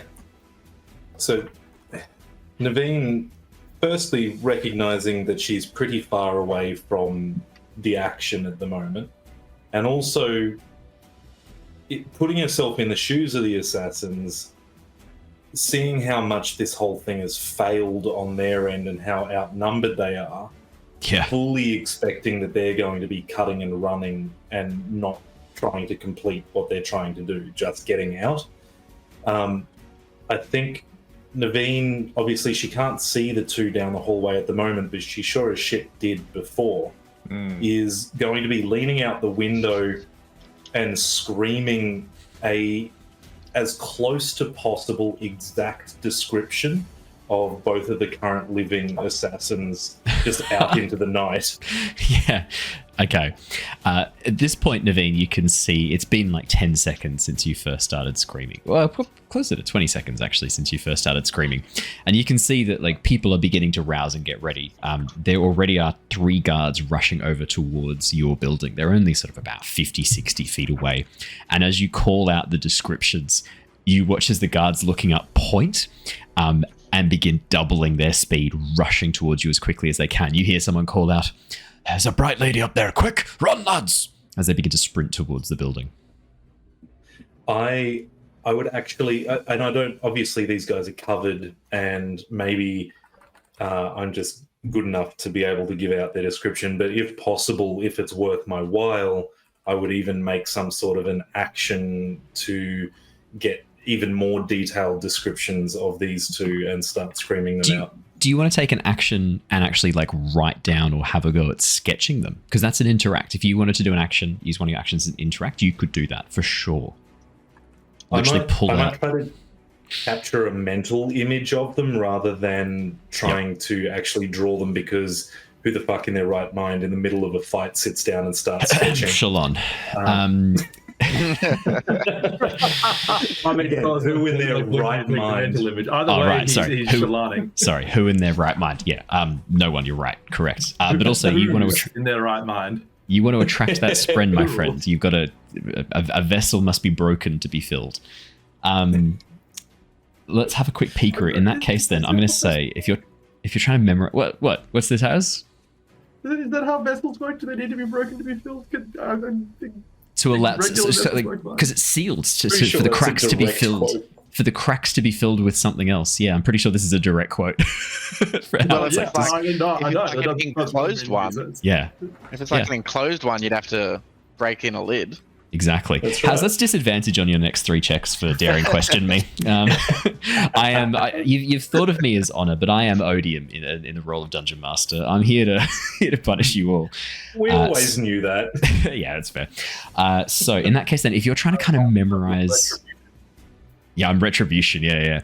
If you're trying to memorize what's going on here, I'm gonna say, Neivien, I reckon this falls under, I would say either a perception, as you try and like gather as much detail from what you're looking at as possible, or I'd say maybe even deduction. Your choice of those 2, as you try and like capture the appearance in your mind. From From my Yes. perspective, perception's going to be getting a good idea of, how they are in their bearing, what they look like with the wraps and all that Yeah. sort of stuff. And deduction would be more leaning towards, can I deduce anything about who they are under the wraps? Would you agree and with that? memorize that. Yeah, exactly.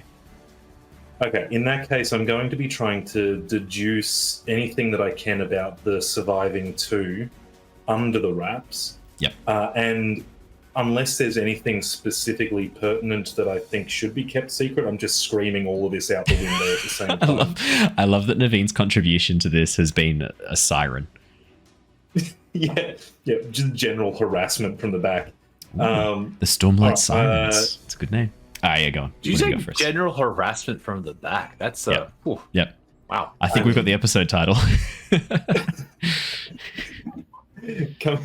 I was going to call it the Assassins in Black as like a bit of a reference to the Assassin in White, but no, we're going with harassment from the back because that's way fun. General 22. harassment from the back. Holy General shit. harassment. Holy shit, mate. That's fantastic. Okay, so as you make your deduction check looking at these people, here is what you are able to kind of learn.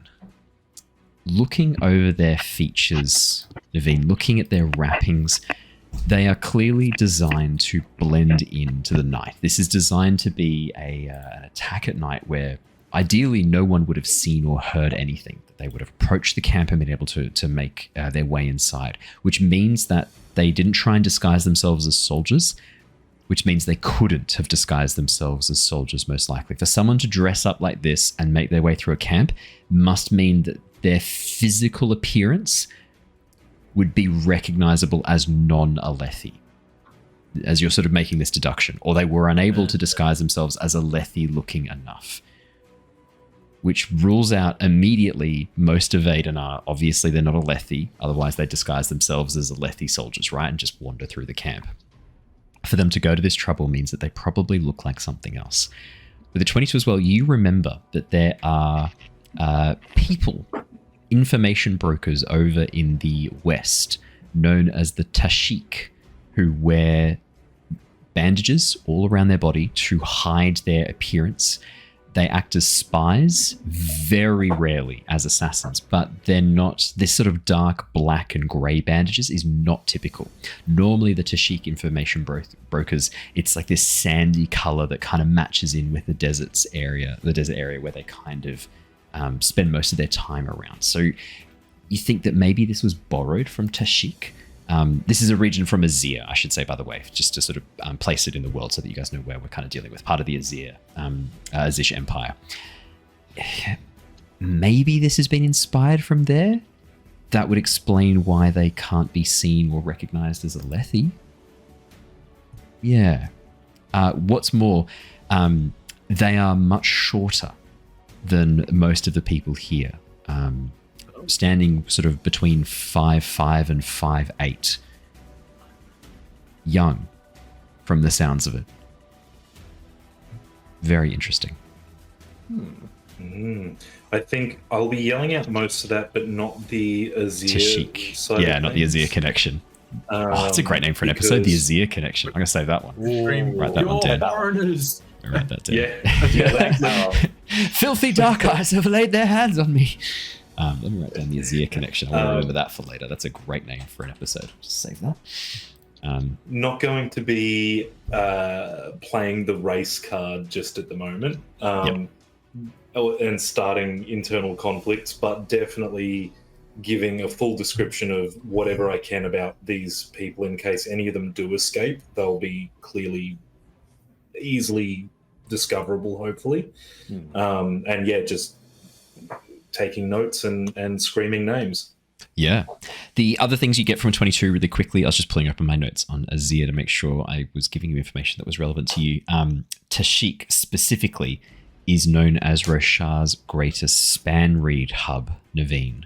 It is where most of the world's span reads connect to for sharing news and information across Roshar, distributing span reads to the entire continent from Alethkar all the way over to the even some have said hidden in Shinovar. They are known for their ability to acquire information from all across Roshar and sharing it for a high price. Just a little bit of extra information for you as well. So am I leaning towards, and sorry, I know this turn's taking forever, I just want to... No. Am I leaning towards this being hired assassins rather than from wherever the fuck this... Your deduction tells you that these people possibly have taken some of the training from Tashik. You do not think that they are. If you'd rolled a bit lower, I might have said, yeah, these are assassins from Tashik, Neivien. But with the 22, you're kind of able to kind of know that they're using the techniques, they're using the appearance, but you don't think they actually are. You think this is someone else using the training and using their appearance to their own ends, potentially. Okay. And they've also been speaking in Aelthi, not in Azish. And the accents that you've heard, because you've heard a few of them speak a couple times, the accent is much more, to be honest, Neivien, much more Makabaki. Interesting. Can I, because the dead one was speaking in a language that I don't know. Yeah. But even a lot of the times, if you don't know a language, you can still kind of deduce what that language is. Do I have any inkling? Can I roll another thing as my second action for that? For what language they're speaking for the swear word? Even if I don't know what that language is, even deducing kind of where it's coming from. Yeah, I'll absolutely allow that. Unfortunately, you do have disadvantage on this check because chat have redeemed disadvantage. It's way too late for me to give you disadvantage for that previous deduction check because I've literally just told you all that information. But in this instance, I'm happy to allow the disadvantage to carry through for this deduction check, which you're immediately making for us, to see if you can figure out anything else. Mean to me. Chat. Not to overrule the chat, but doesn't he have advantage or something from my thing if he's deducting that particular person? And also, I can't do two deductions in a row, hey? That's okay. No, you can do any number of tests. That's not a problem. Okay. Yeah, you can do tests. I'm not sure if he gets an advantage, Hula, on the... Oh, no, so it's... sorry, I had it the other way. Yep. This person has disadvantage on their stuff. Yeah, that would have made sense. Intimidated them so good, everyone does better against them. Oh, Yeah. that's a natural one. That's a complication straight away. Neivien. Yeah, that swear word was definitely a Zish. Now it's really hard to say. Yeah, probably. You think they might be a Zish? Oh my goodness, this is war. What's going on here? So natural one is also a complication. We need to pick a suitable complication for you. Let's have a quick peekaroo at what we've got. More than just being wrong about this. Forgot some knowledge about it. Let's have a quick look. What's a good complication for you? Yeah, I'm going to say that this one falls underneath... Yeah, okay, this is going to fall under influence the narrative. Neivien, I think it makes sense for you to call on out something along the lines of Azish assassins. Azish assassins! They're Azish! I'm calling that out the window. Fantastic. Alrighty, I think that does bring us to the end of the slow turns for the PCs. I'm not done. Oh, I think true. we both have one action left, but you go, Alaran. That's all right. I kind of off what you've been doing there. I think that Alaran is seeing that, like, you know, the immediate threat next to him is under control via Gark's grapple and the downing, and his attention is turning up the hallway to kind of like see the state of play for Hula and the rest of the party. I'm going to kind of just want to be able to see the hallway so I can determine what test to call for. I just need to like essentially move a single square, so I take and move action there. That's fine. Yeah. And seeing this like pathway, realizing that Neivien is calling out for help, I think I either want to insight the assassin's motives or do some sort of leadership test with the party here, and I think right now my instinct is to like insight what the assassin's like next action is through like seeing their movements or shifting or expressions as they're like where their eye lines are going to potentially give some final warnings or call out their movement. So could I just do a insight check? 100%. Yep, absolutely. All right.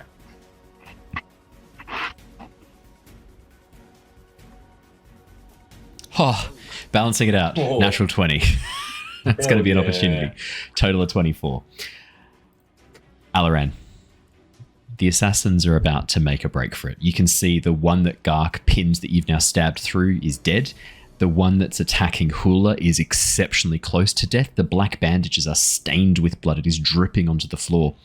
Even the one that is up against Rav-eth looks like they are more than... They are close to falling in battle. The only one who is uninjured is the much slighter, again, looks to be vaguely more feminine from where you can kind of see back here. The archer at the back who was using the smoke powder attack before. She looks like she's ready to flee.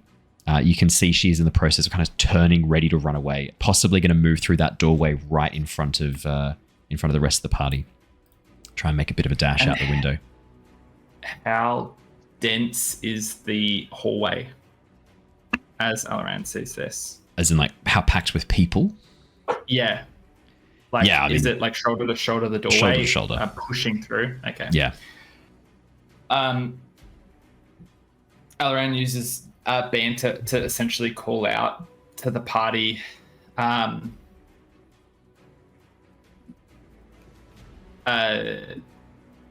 The dead give us no answers, or something to the effect of like, down them, capture them, if anyone can, hold them for a single moment. I think I kind of want that to be my last action, even though it's not really. Like, can I make it a leadership test potentially? I think you could just call it out. Are you trying? Like, I mean, you don't need to make a test. That if the players are convinced, the characters are convinced. Cool. Is the one that's pinned up by the table dead? Because Alaran slashed Oh, at the hand. Sorry, not dead, but like taken out of combat, down to 0 hit points. Sorry, not dead, but down to 0 hit points. You disabled their ability to continue the fight. I use. They have been disabled. Is also the YouTube friendly term as well. They are disabled, not dead, disabled. Yeah. Unalived. Yeah, but they're like barely alived. Compromised alived. I mean, they're alive, but they just can't use their hands. Yeah, it's fine. Their legs still work though. Formerly known as alive. Yeah. I was just gonna say, with the insight 20, does that come with a? Yeah. So with the opportunity, you can take an additional opportunity in this instance, I reckon. Let's have a quick peek through, and I'll tell you what you can have as your options for opportunity beyond just knowing immediately what they're going to do. Let's give you. You could have aid an ally, collect yourself, critically hit, or influence the narrative. So the way it kind of works is you can choose to spend right away, or you can kind of hold it as well if you want to. I'm happy for you to bank opportunities for like within the same kind of exchange, but if you wanted to hold it for a next round, you absolutely can. But yeah, you can give an ally advantage using aid an ally. You can recover a focus with collect yourself. You can turn an attack into a critical, or you can influence the narrative, which is like if you wanted to say like, I like seeing that she's going to run, maybe you call out a lie saying like, keep her there. The soldiers are coming up behind through the window, or something like that, so that she doesn't try and run out that window. You could easily do that as your like opportunity. I think to influence the narrative, I kind of want whatever I'm expressing to the allies to benefit them in an attempt to capture anyone. So like if anyone fails at like a grapple check or knockdown, I want to give them the benefit, like to potentially like have another crack at it, or like to jump in there and assist in some way. So like aid, whatever it needs to be. Yeah, I'm happy if you wanted to hold a if you want to hold an advantage the next test made by an ally of your choice gains advantage. I'm happy for you to use that. That's not a problem. Cool. All right. Thank you. Neivien, you've still got one action left as well, I believe. Do you not? I do, but I can't see what's happening down the hallway. And I could run over there, but that's going to be everything I can do. That's true. I think, can I look out the window and just see how close the guards are? And they look like they're about 60 feet away. They're picking up the pace. They're going to sprint here and use all their actions to come to join you as soon as possible. And okay, so looking at how close they are, knowing where the door to the building is, how long before they arrive would I assume they next turn? They'll be joining the initiative next turn. And from an actual narrative standpoint, how long would that be? 10 seconds tops.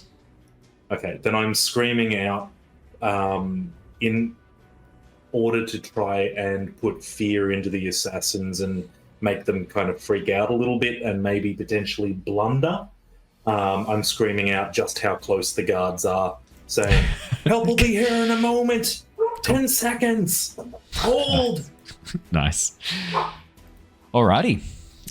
We are back at the top of the round. Could I please get everyone? Oh, sorry, no, not quite. The assassins have their slow turn. Almost skipped their turns.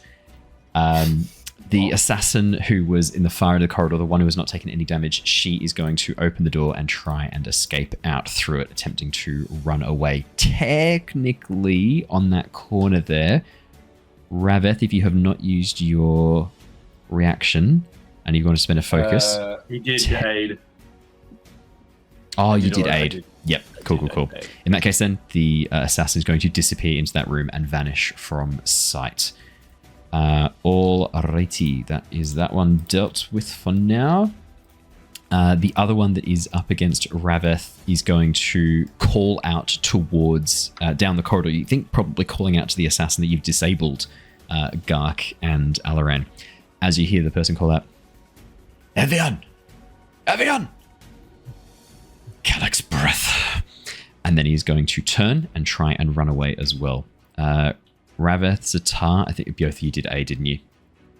We did. But we did also use an actual action for that instead of the reaction like we were meant to. True. That's a good point. We did do that wrong. Technically, that should have used your reaction rather than your action. Am I able to use... Well... In that case, then... Probably I would have used my reaction then to reactive strike the first one. Yeah, in that case, then what we can... Yeah, because we did technically use aid as an action. What we can do in that case is, because both of you did it to help yourselves, we can have you do it for... So rather than doing that, you could have done gain advantage as one of your actions and then done the strike on your turn, which would have used up the actions appropriately. And now you're using the focus to do the reactive strike. I'm more than happy to rule it that way. That's easy. Yes. I think that's essentially what we wanted to do anyway. 100%. Perfect. You don't even have to spend any additional focus. You've already spent everything perfectly. Technically, what I would need you to do is make a skill check for like why you would gain advantage, but I'm going to say Alaran's natural 20. Let's spend that, and that is what got you the ability to do that. Alaran's special opportunity. And so now you just do your reactive strike as normal. No extra things. Doesn't cost you anything extra. Let's stab him. Both of you can do this if you like, actually. It's the assassin at the top, right? The assassin at the top. 11 is just not enough. Well, not just enough. It is not enough. 13 is the physical defense. I'm happy to share that. If you ain't first, you last. Second is the first of losers. Oh, 13 is exactly the amount. Is that 6 damage? Yeah. Rav-eth, that is exactly lethal. Wow. For the remaining health. I'm not aiming to kill. Yep. I say as they go to turn away from me and hearing Alaran say, we need them alive. Yep. Rather than striking at a lethal, because they literally turn their back to me as I've got a knife. I'm gonna flip the knife around so the pommel is in and just back of the head. Pop. Yeah. 100%. And this one did seem to strike you as more of the leader of the group from the sounds of things, the one who was constantly who seemed to be calling out directions, giving information. As he turns to try and flee, Rav-eth, you just spin the knife right into the base of the skull. You watch as he just crumples and drops. Not even time for any pain spren to appear and wrap around his feet. As that happens, you watch as those fear spren that were gathering around the feet of the one that Mickey's been intimidating, they're accompanied by piss spren in this moment. Can you describe those for me, Owen? A yellow stream that spirals around. Yeah, a little whistling noise accompanies it. How many are there? Many numbers. As the assassin crumples, going to run away, you watch as the only remaining one that you guys can see at this point, who was already kind of intimidated from Hula, looks around terrified. He is also going to try and flee in this moment. Hula, you have your reaction as well if you want to take it. Yes. I think I will. So just reactive strike. Yeah, reactive strike. So you can spend a focus and then you can make an attack. Cool. So there's that. If thou hast focus to spend.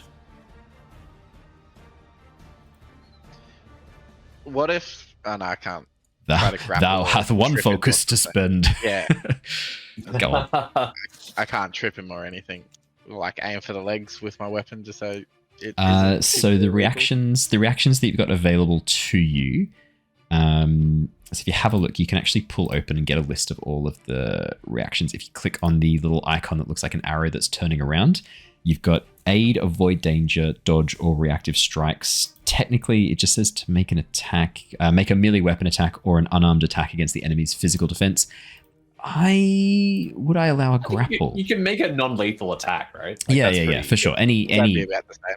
Yeah. Oh no, grapple because grapple's 2 actions, definitely not. Yeah, so it's that's just a what melee I- weapon attack. Yeah. Yeah. You can just tell I'll me. make a non-lethal. Yeah. Having obviously listened to Just- the instructions. Of the Just group. tell me non-lethal. Type Baldur's Gate 3 and I'll toggle the non-lethal button. And then Booming Blade will kill the person anyway when they try and walk away. Because after you get through the entire dialogue with Minsk, and then your Booming Blade activates and you instantly kill him. I don't know. I'm not speaking from experience. It's all this. Yeah, no, not at all. No experience there. Um, You can watch this and more over on the Lost Archives at YouTube. Subscribe and like and subscribe. do I roll with disadvantage or not? No, you do not roll with disadvantage.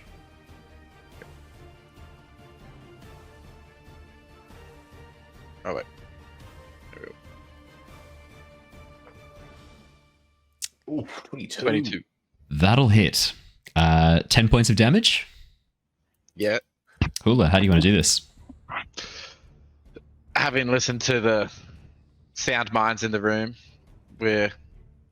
and one slightly racist comment earlier, we are trying to take this last guy alive, so I'm going to try and use the axe with the ornate handle to try and knock his legs out from under him a little bit more, opposed to trying to slice him off to take him toppling to the ground.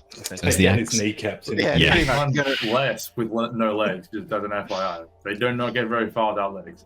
I'm a pretty good healer. I can Yeah, how keep him confident alive. are we the That's legs? horrific. Yeah. I can heal missing kneecaps. Is that what I'm hearing? Yeah. Okay.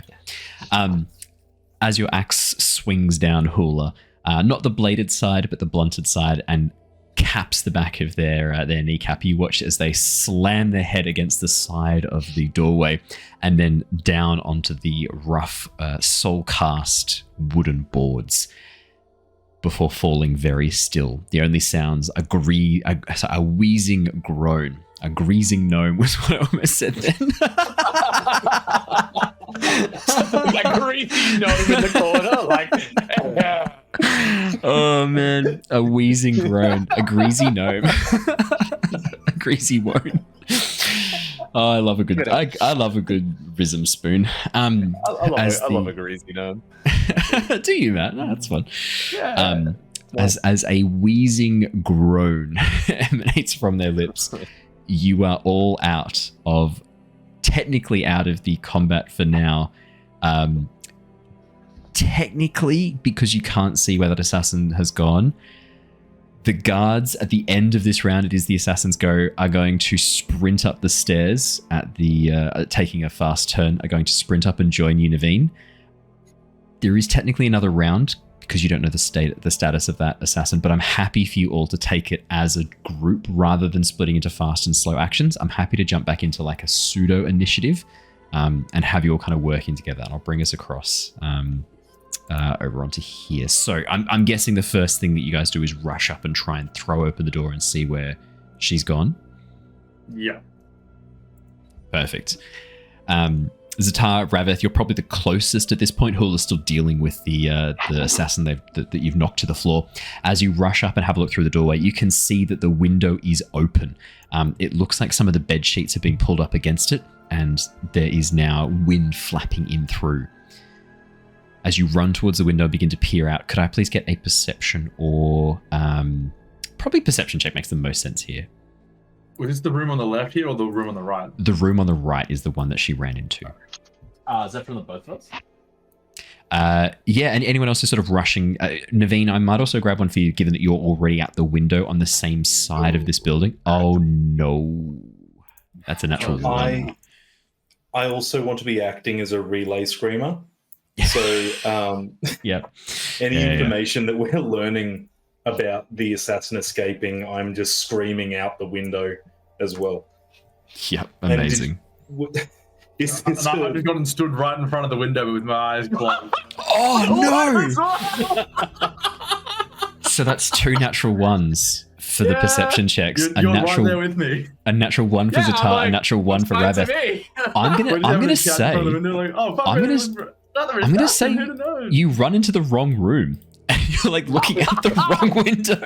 Like that's the only way I can explain why there are 2 natural ones here. Is like in the midst of combat, you didn't see which doorway this assassin escaped through. You run to the wrong window and you're like looking out trying to spot. And you're like, do you see her? I don't see her. I don't see her anywhere. Where is she? Oh, she's gone. She's vanished.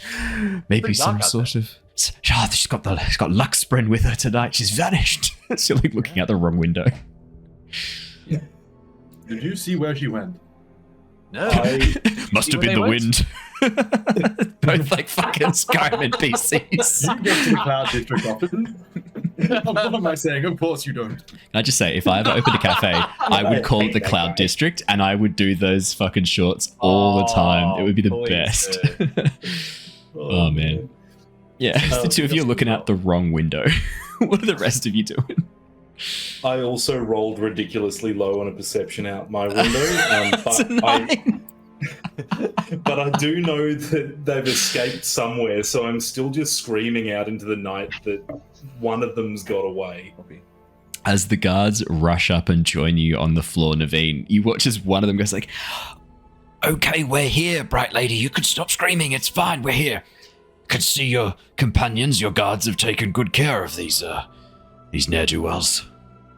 One of them's escaped. Get back down there. These ones are taken care of, but go. There's one still on the loose. Lads, you heard her, lads. Quick, down the stairs. With that, you watch as the contingency, about 4 guards, begin to rush down, calling out instructions, shouting in Aelthi about one getting away. The description that you've given, extremely helpful, Neivien, even if your visual prowess is not so helpful right now. He looks a zish. Yeah. We're familiar. We've been attacked by the Azish. You watch as the guard looks towards you, raises an eyebrow, goes like, "Are you sure of that, bright lady?" Raph is not, but Neivien is. Yes. Oi, you, over here. As I'm gathering up all of the unconscious and putting them in one place, and I'll start taking off the masks and things. Yeah, I was going to say, maybe tie them up as well. Tie them up, with cables. I'll have slipped my dagger back in and kind of defaulting back to Parsh if there are other dudes around. You're not observed right at the moment, Ztar. It looks like the guards following the instructions of particularly Neivien calling out there are still others here, still one more at least who's gotten away. It's really only one guard who's been left with you. He looks like a much older Aelthi man. You don't get the sense this man is actually a member of the guard at all. I mean, he's wearing a smart uniform, has a side sword, very, very light blue-green eyes, very, very light aqua eyes. Your first initial assessment, Neivien, was that this is just one of the guardsmen who's commanding them as he tells the lads to run off and go and take care of business. You watch as he turns towards you, these aqua eyes, very sort of piercing. Clean shaven with a little bit of stubble, graying around the temples, and hair clipped very, very fashionably short. You watch as he looks up and down and then turns towards the rest of the room before focusing back on you, Neivien. Well, it seems you took good care of these attackers. I must commend you. But... It was spur of the moment. I must ask, Bright Lady, is there any reason why these men would be here attacking you? No. You know I'm going to ask for a deception check, right? Why? What for? I almost didn't. I almost was like, that's how it sounds. You watch as he very, very clearly knows you're lying. But no, we'll grab a deception Why check. would they attack us? Yeah, we're so lovable. 6. Wow. In my experience, Bright Lady, we all make enemies. Can you think of any that would wish to send these attackers after you, assassins in the night? You say Azish? That is a bold accusation. I have my reasons, though it may be a little unfounded at this stage. More research is required. But look, yes, there are reasons. Perhaps right here and now isn't the place or the time for us to be discussing this. I'll gladly answer your questions, but perhaps in a more appropriate setting, once we've all had a moment to calm down. He nods and turns towards Gark, who's currently peeling the bandages back away from the faces of these people. Gark, as you pull back the masks on the 3 individuals, 2 male, 1 female. Looks like this was a group of 4, both males and females. Yeah, bit of a mix, actually. One of them is much darker skinned, probably Makabaki, judging by the hue of the skin from far towards the west. One looks maybe the sort of the tan skin of the Reshi, maybe Azish. It's hard to kind of tell. All of those skin tones look a little bit similar, and dressed as they are, it's very hard to kind of see other distinguishing features. One is a Theylan. The long eyebrows are a dead giveaway. Tied back in amongst the bandages, the female who is left behind is definitely Theylan.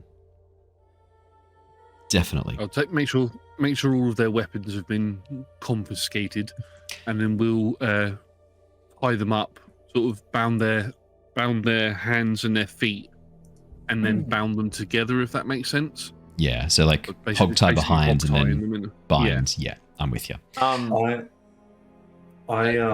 I would like to go full Arthur Conan Doyle on these motherfuckers as well, and just deduce anything and everything from their wrappings, their clothings, any tattoos, any dirt under the fingernails, like go the full 9 yards. And I know that may take some time, so I'm more than happy to just be pottering around doing that in the background for a while. If you roll a natural 1, I'm going to give you a Sherlock-esque explanation that is so wrong it's not funny. That sounds amazing. Would this be, I'm assuming, deduction? Deduction, right? Yeah. Or perception. Okay. I'd allow either. No, it's really good. Ooh. 22. We'll get to you in a second. What are the rest of you doing while Neivien bends down and begins examining these people? Neivien, you might even have a lens that you pull out to kind of examine closely. Yeah. 100%. I just wanted to jump in and say that as Gark goes to tie them all together, I said, not this one. This one I want to speak to. And specifically the younger one that first attacked me. Yeah, the young man whose arm has been cut. Yeah, I want to pull them aside separately so that they're getting a separate questioning or interrogation, so we don't have one narrative being presented to the whole party. Did Ztar take any damage in that combat? Yeah. As we're sort of standing there, realizing that maybe we got the wrong window. No.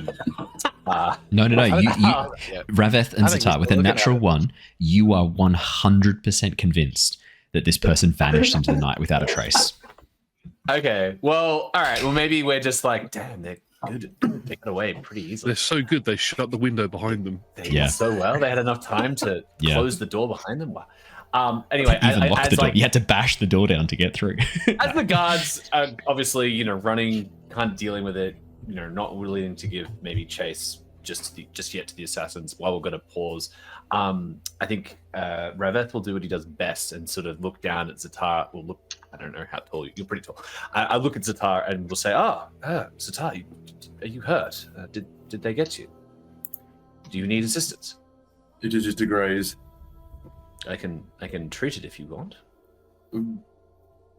Shortly, yes. I would appreciate that. But if it does not, Ztar's going to go to the window, open it up, and kind of see if I could spot that weird bit of like starlight again. And yeah. Do you want to make me a perception check? Sky spread. I'm going to call out to it first. Okay. Yeah. Please help me bring that assassin to justice. If you saw where they went, reveal it to me, and I will bring them to justice. What are you talking to? No one? This friend? You don't talk to this friend? Occasionally, but only when they appear to me. And this is very normal for my people. Don't read into this. Oh, kind of a thing. Don't read into this. Okay. No, this is coming across very, very culturally insensitive. I've heard stories of such things. I have not yet. Ztar. There is no I'll tell response. you this later, Robert. There's no response, no movement, no answering call. Whether it's because, last time you were alone, a little bit further away, maybe that has something to do with it. Maybe it's something else. The Spren said you had to prove yourself. How many assassins do I have to murder? Well, incapacitated. The question is, what was it the Spren asked you to do to prove yourself? Was it to murder people, or to seek justice? I'm working out what the difference is at this point in my character growth. Yeah, 100%. I would say, like, given the conversation with the Spren, you know that it was very much directed towards what happened at the caravan. Like, that is the first, most obvious injustice you can correct, and you're already on the right path. Well then, I'll tell you later, Rav-eth. Now is not the time. Of course. Let us rejoin the others. I don't know how they got out of this window, but they must have some trick. Highly skilled. It's actually a painting on the wall showing the outside of the planes. Very like Looney Tunes. Just like put a poster up. They made smoke earlier. Maybe the Soulcaster? Some sort of device. Yeah, a Fabrial? Maybe. Let us rejoin the others. We can tend the wound while yes, of course. While we're discussing with them. Yes. Sounds good. See how the others are fared. Tuck the knife away as I'm getting out of the room and seeing the rogue Aelthi light eyes chilling with us. Go back to being a bit more on the harsh side of life. Absolutely. As Alaran, as you reach down and grab the boy, the younger lad, he looks to be 16 or 17, much younger than the others. He's not unconscious 100%. I think he sort of described like slicing his arm so that he couldn't hold the weapon anymore, and kind of, with him grappled under the table by Gark, there wasn't really anywhere else he could run. As you kind of drag him away, you watch as the older Light Eyes, this man who has not introduced himself yet, watches you sort of like move the boy away, catches your eye, looks towards the others and goes, "Separate rooms for interrogation?" Good. I'd like to go to Alaran, please. How many did we end up capturing in the end? Just the two? Three of them. I say one room, kill one, then separate the other two. And did none of them die? I mean, I did. Like one of them got stabbed a fair few times.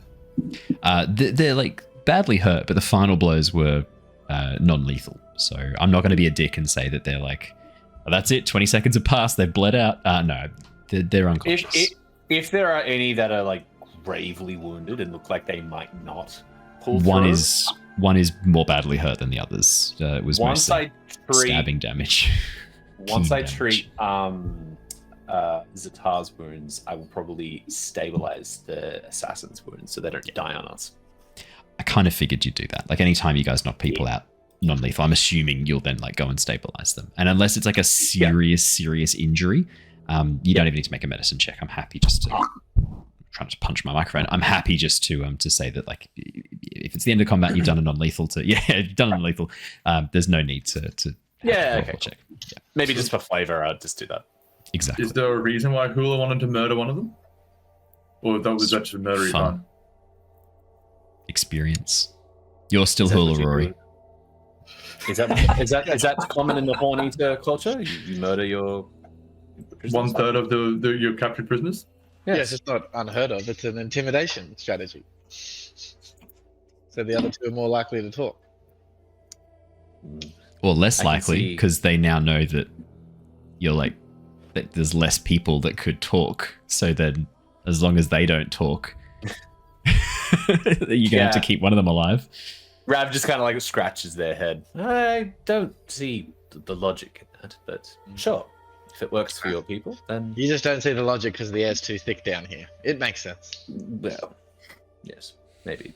These airsick lowlanders, Hula. It's a pain. Outrageous. Outrageous is the word. How is everyone faring? Are you well? What happened while we were engaged? You seem to have got the situation under control. Did you see where the fourth one went? Ztar and I got away very quickly. We gave chase, but they escaped through a window. Shut the window behind them and everything. Is there a bunch of sand on the floor? Did they leave footprints? No? Oh, I didn't. Should I look for footprints? It's always good for footprints. Wow, how studious of you, Horn-Eater. Maybe I should do that. Have a look, see where they've gone. Do you have their boot prints? Are they wearing matching boots? So Can they let's just. match it? Yeah. Oh. He's not expecting a room of sand with footprints in it. I mean, you raise a good point. Maybe once the chaos of the battle is settled, and I mean Hula says that, Rav would probably go, no, you're absolutely right, and he actually will like look at the footprints and see where maybe they've gone. I'd be a bit confused by this. I'm like, oh, what's this fuck? Oh. That's like maybe double check because like in Rav's mind he's like, no, they definitely got out the window, but like at the mention of that, like, maybe to be safe, maybe I should check. And he will Hula actually. and Rav-eth, do you want to both make survival checks while you're kind of examining this? Yes. Nice. Am I able to use deduction instead? Kind of. Yes, but it'll be slightly different information to what you would have gotten That's tracing totally footprints. fine. Yes. That's totally fine. These deduction rolls, Neivien, 22. My gods. Got to be good at something. Can't It's not believe we got. combat. It could be. You built this character. Like, I don't know why you're like, sounding like, oh no, that's a 2 for the survival, so that's 4 total for Hula, and that's a 9 total for Rav-eth for the deduction. I don't know what it is, but you are. The gods are saying, honor has spoken, and you are not to track this assassin tonight. Yeah, This is apparently. a jump for later. Rav's like, no, they Vanished. they're quite light-footed. You can see they've not left a trace. There's Hula, no sign. You've left the building in disgrace. Yeah, Hula's honor has been so soiled, there's no return. Hula just walks out. While Hula and Rav-eth are examining, Gark, Neivien, Alaran, it kind of sounds like the three of you were more interested in interviewing and trying to... Gark, you said you were going with Alaran to interview the... I'm going with that. I'm going to protect the lordling. Alrighty. I think I was going to suggest that Neivien and someone of like intimidation do the thoughtful questioning of the first two while I sit opposite the younger one and use my discipline to not engage until we've gathered, I guess, pieces of the puzzle from them, hopefully, to then see if we can get the third potential weak link to like spill something by not asking any questions and like looking after them.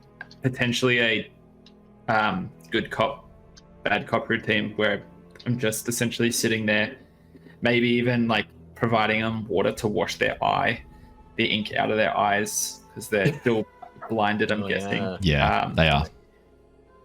Yeah. Perfect. As you sort of get this ready, moving the prisoner into another room, Alaran, there are plenty of rooms here, single bed accommodations that you can use. Tying the prisoner to a chair, using some water to dab their eyes. Gark, as you are helping out as well. Neivien and Ztar, it kind of sounds like the two of you keeping an eye on the other two prisoners, along with this older, light-eyed gentleman. Watching you kind of get all this prepared, you watch Neivien as the older, light-eyed gentleman wanders on over towards the two other prisoners, looking down at them before sort of bending down very slowly, examining their clothing, standing up, nodding slightly, and then taking a few steps down the stairs, calling back up towards you. I'll make sure we find them some appropriate accommodation in the cells. I'll be back momentarily. Well, who are you? You're not a guard. Just a guard. I don't believe you. You watch as he pauses and turns up and looks towards you, Neivien. I'm not anyone of importance anymore. All right. I try very hard to remember exactly what this bloke looks like, expecting that he's going to wander off. You can call me Vania. Vania? Vania. All right.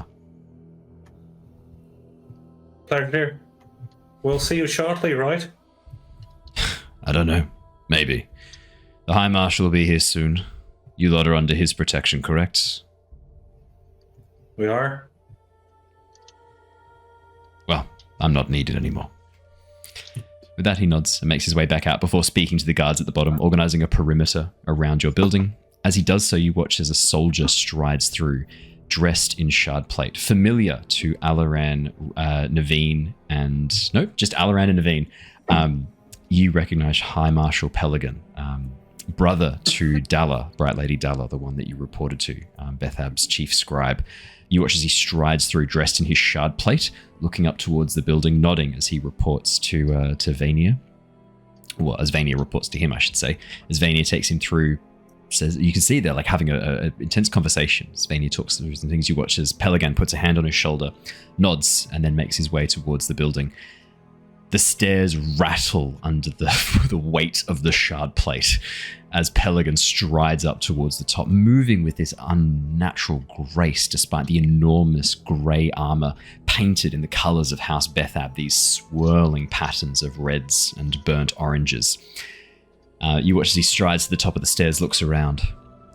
You lot can't go one evening without causing problems. We didn't invite them in. Gonna need to double the watch. This is a shameful display on House Bethab tonight and on my authority as High Marshal. I have failed you, and I can only apologize. Your apology is not needed, Lord. These assassins, I think they would have found us regardless. But if we had guarded this place better, you would not have had to deal with them yourselves. This is a failing of our watch, a failing of our job, and a failing of security around our war camp. Unacceptable failure. And one got away, you said? Aye. Unacceptable. I give a full description of what I know of that one that did get away to him. He was literally just about to say, come, can you please give me a description? Perfect. No, all good. As you anticipate that and dive on and giving him a full description, you watch as he nods. I'll just go fetch my sister once she awakens in the morning and let her know what has happened. You guards said, Vania said that you thought they might be from Azir. I mean, I see a Theylan. Any evidence for that, right, lady? did I learn anything of my 22 deduction? Yeah. 100% Neivien. Looking over these assassins, these would-be assassins, I should say, none of them killed anybody, so you don't even know if they are assassins. They could just be people. As you look over these would-be assassins, there is no tattoos, no identifying marks. A couple of like specific things to each of them. The older man has a scar from an old sword wound on his upper arm, his right upper arm, and a cut on his leg that could be from a claw, something hard to say, a jagged rock. It's a messy cut, probably not something smooth and metallic. But no tattoos, no identifying features, literally just the black bandages and their weapons. These people were professionals. This was set up so that if they were caught or they were killed, nothing would tie them back to anyone. Not even spheres on them, Neivien. Nothing. But... Is there anything... Oh, yeah? Well, yeah, okay, you do your butt first, but I also want to find out if there's anything identifying about their lack of identification. Yeah. With a 22, but it is impossible to erase someone's entire passage through the world. The bandages that have been wrapped around them are from very well-made cloth. Cloth that looks to have been repurposed for this. You can see that the grey and black dye has been applied afterwards. The colours underneath looks like they were once green and have been re-dyed. And is the fabric of very high quality? Is it something that you would expect just a general mercenary assassin to have? It looks like it is thicker than what you would expect for bandages. Possibly even from blankets, flags, something along that nature. Canvas from a tent even. On that? Yeah. What countries are known for their finer materials like this? Like, is it like an Aesish silk, or is it like an Aelthi, It's cloth? not silk. It's very thick, very, very thick fibers. Somewhere that needs thicker fabrics, right? So we're looking at the Horneater Peaks, we're looking at Alethkar, we're looking even towards Carbaranth on the ocean. Thaylanar and the Frostlands would still technically fall under this. We're ruling out places like Azir, Iri, the Reshi Isles of the Pure Lake. It's too warm for fabric like this. Way too warm. Lord, I originally thought that these people were posing as Aesish, and then I got the impression, looking at them a bit more closely, that no, they were in fact Aesish. But now that I've had a time to actually review and look further into this, look at this fabric. Aesish people wouldn't be wearing this. Look how thick it is. I think that whatever is going on here, same as with the issues we had with the caravan, I think whatever is going on, people are looking to blame others for these attacks. Looking to potentially either obfuscate who they actually are, or even worse, sow dissent for who they're pretending to be. I don't know which one's which at the moment, but there's something bigger at play here. I agree. Rest up, all of you, if you can. I'll post guards around the building and I'll have some on the floor if it's not disagreeable to you. I'll have some men patrolling these corridors as well. Close the windows. Keep them barred. If there's any rooms without access to the outside, I suggest you stay in those for tonight. I'll come get you in the morning. We'll get a full report from each of you. and we'll interview each of these prisoners. I'm happy for you to have a chat to them, but only in the presence of me or one of my guards. One of the soldiers, you understand? On my honor, we will treat them as fairly as we can. I understand that you want guards over them. I assume that's for their protection at this point. We will Their protection, yes. treat them with hospitality to the degree that they have treated us. I'll be throwing them in the cells, yes. You can speak with them in the morning once they've recovered. They won't be comfortable tonight.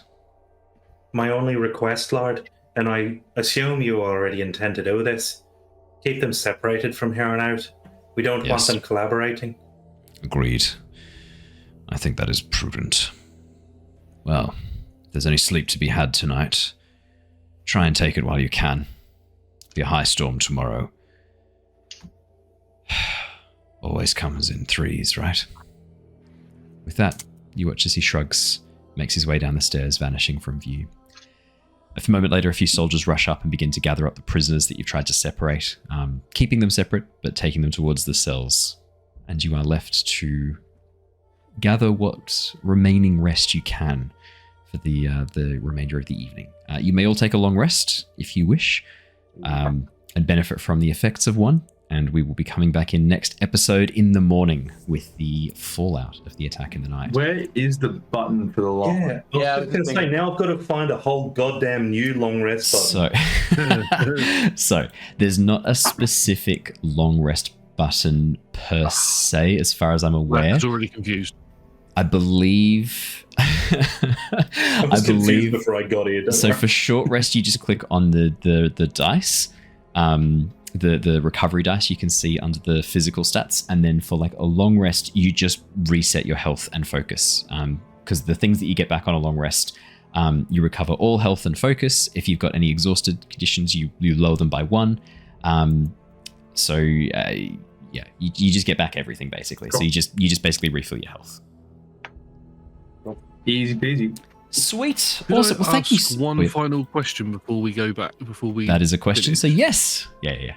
There was a session that I wasn't here, Hello. and we'd said that my character was going to go around the markets and gather the gear for everybody to get everybody their starting gear. Yes. Mhm. Yeah. Coming back manacles, you prick. And you came back with I'll the do- stuff from Exio, and after chatting with Tazo. Yeah. While going around that bit while I wasn't here, did I come across any merchants that were selling this type of fabric? We ended up not having you wander around by yourself. We actually roleplayed all of your journey through the markets with Tazo. But before we end tonight's session, do you want to make a quick lore check to see if you remember, during your journey through the markets, did you see any fabric that would match this physical characteristic? Yes, absolutely. Yes, please. 14. Very good. It's not bad. 14. Gark. Do you know what it looks like? Looks like the fabric used for the canopies in the outer market that rise up and open up the area when the high storms are not there. These temporary canvas-like fabrics that are used to make tents. And if it was this green color, at least this bit that Alaran was examining, the colors all throughout the outer market were brilliant and vibrant. Lots and lots of different colors. This could be old fabric that's been re-dyed from there. Could That this be where Exio is? unlikely to be where Exio is. Exio's region was a very Slums sort of slums area of the outer market. There were not bright canvas tents or anything like that.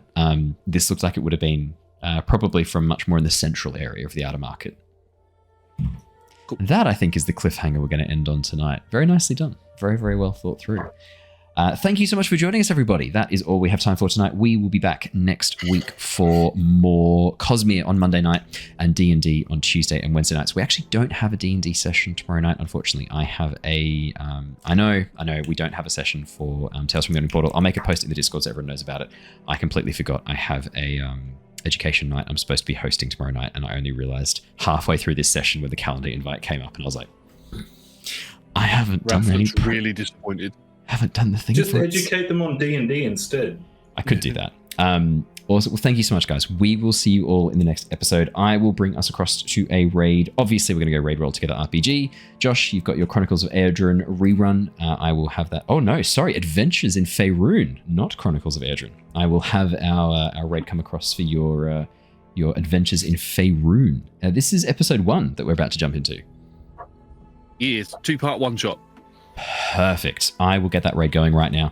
But from all of us here tonight, we will see you all next time. Until then, stay safe, stay well, and see you next time, gang. Goodbye. Bye. See you next time. Bye.